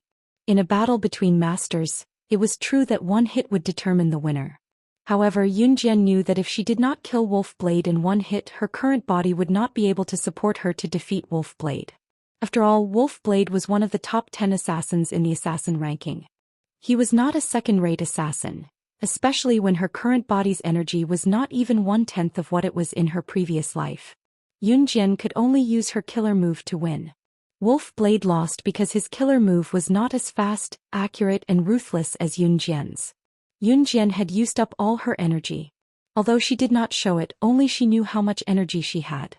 Beep beep beep. At this moment the sound of an alarm came from the door. Ling Yichen had called the police earlier, so it was normal for the police to come now. However, there were 2 more bodies on the ground. It would be abnormal for them to negotiate with the police. Don't worry, leave it to me. I'm familiar with the people in the police station. Yuan Xuxiao volunteered. He looked at Yunjian as he spoke. It was only when Yunjian looked down and hummed in agreement that Yuan Xuxiao breathed a sigh of relief. Yuan Xuxiao was afraid that Yunjian would not forgive his sister, Yuan Xiaoyu, for what she had done before. However, when he heard Yunjian's reply, he immediately felt relieved. Yuan Xuxiao was in the underworld. Naturally, he had met the people in the police station and had a good relationship with them. In the end, this incident was suppressed by Yuan Xuxiao. With Yuan Xuxiao's protection, Yunjian's murder was not exposed at all. In fact, the police were surprisingly happy when they received the bodies this time. This was because Wolf Blade was an assassin on the international assassin ranking. At the same time, he was also one of the most wanted criminals in the world. The result was that they got rid of a wanted criminal that the international police wanted to arrest. The police station could be considered to have made a great contribution. When Wolf Blade was killed in Longmen City, the leader of the special forces, Gu Junjian, learned about it. He wanted to investigate immediately. Who killed the famous and cunning Wolf Blade? Gu Junjian was the leader of the country's special forces. He held a high position and there were not many people or things that could attract his attention. In spite of it, Wolf Blade's death in Longmen City had completely caught his attention. Gu Junjian conducted a thorough search in secret and even mobilized the police force to find the culprit at all costs. Of course, she did not know that she had caused a commotion among the police. They took advantage of the time to rush back to the forest park and catch the bus back to school. She did not see Lu Rongrong on the bus back. The class was split into 2 batches and was arranged into different buses. Once they got off the bus, Yunjian blocked the other bus that was carrying her class and dragged Lu Rongrong off the bus, teaching her a harsh lesson in front of the whole school. For people like Lu Rongrong, ordinary lessons were useless. Yunjian dashed into the bus and dragged her down. Once she did, she slapped her countless times, smirking as she did so. You know what you're doing. If you dare to do anything again, I'll make sure you die. Don't have died without proper burial place. A slap for each word. It was only when Lu Rongrong screamed and fainted, her cheeks swollen, that Yunjian turned to leave. You're tuning in to the Dreamy Chapters YouTube channel. We're so grateful for your support, and don't forget to subscribe to join us on this incredible journey through captivating stories. Your generosity through donations truly makes a world of difference, as it's the primary source of revenue that allows me to expand and enhance this channel for you. Thank you from the bottom of my heart for being a part of this adventure.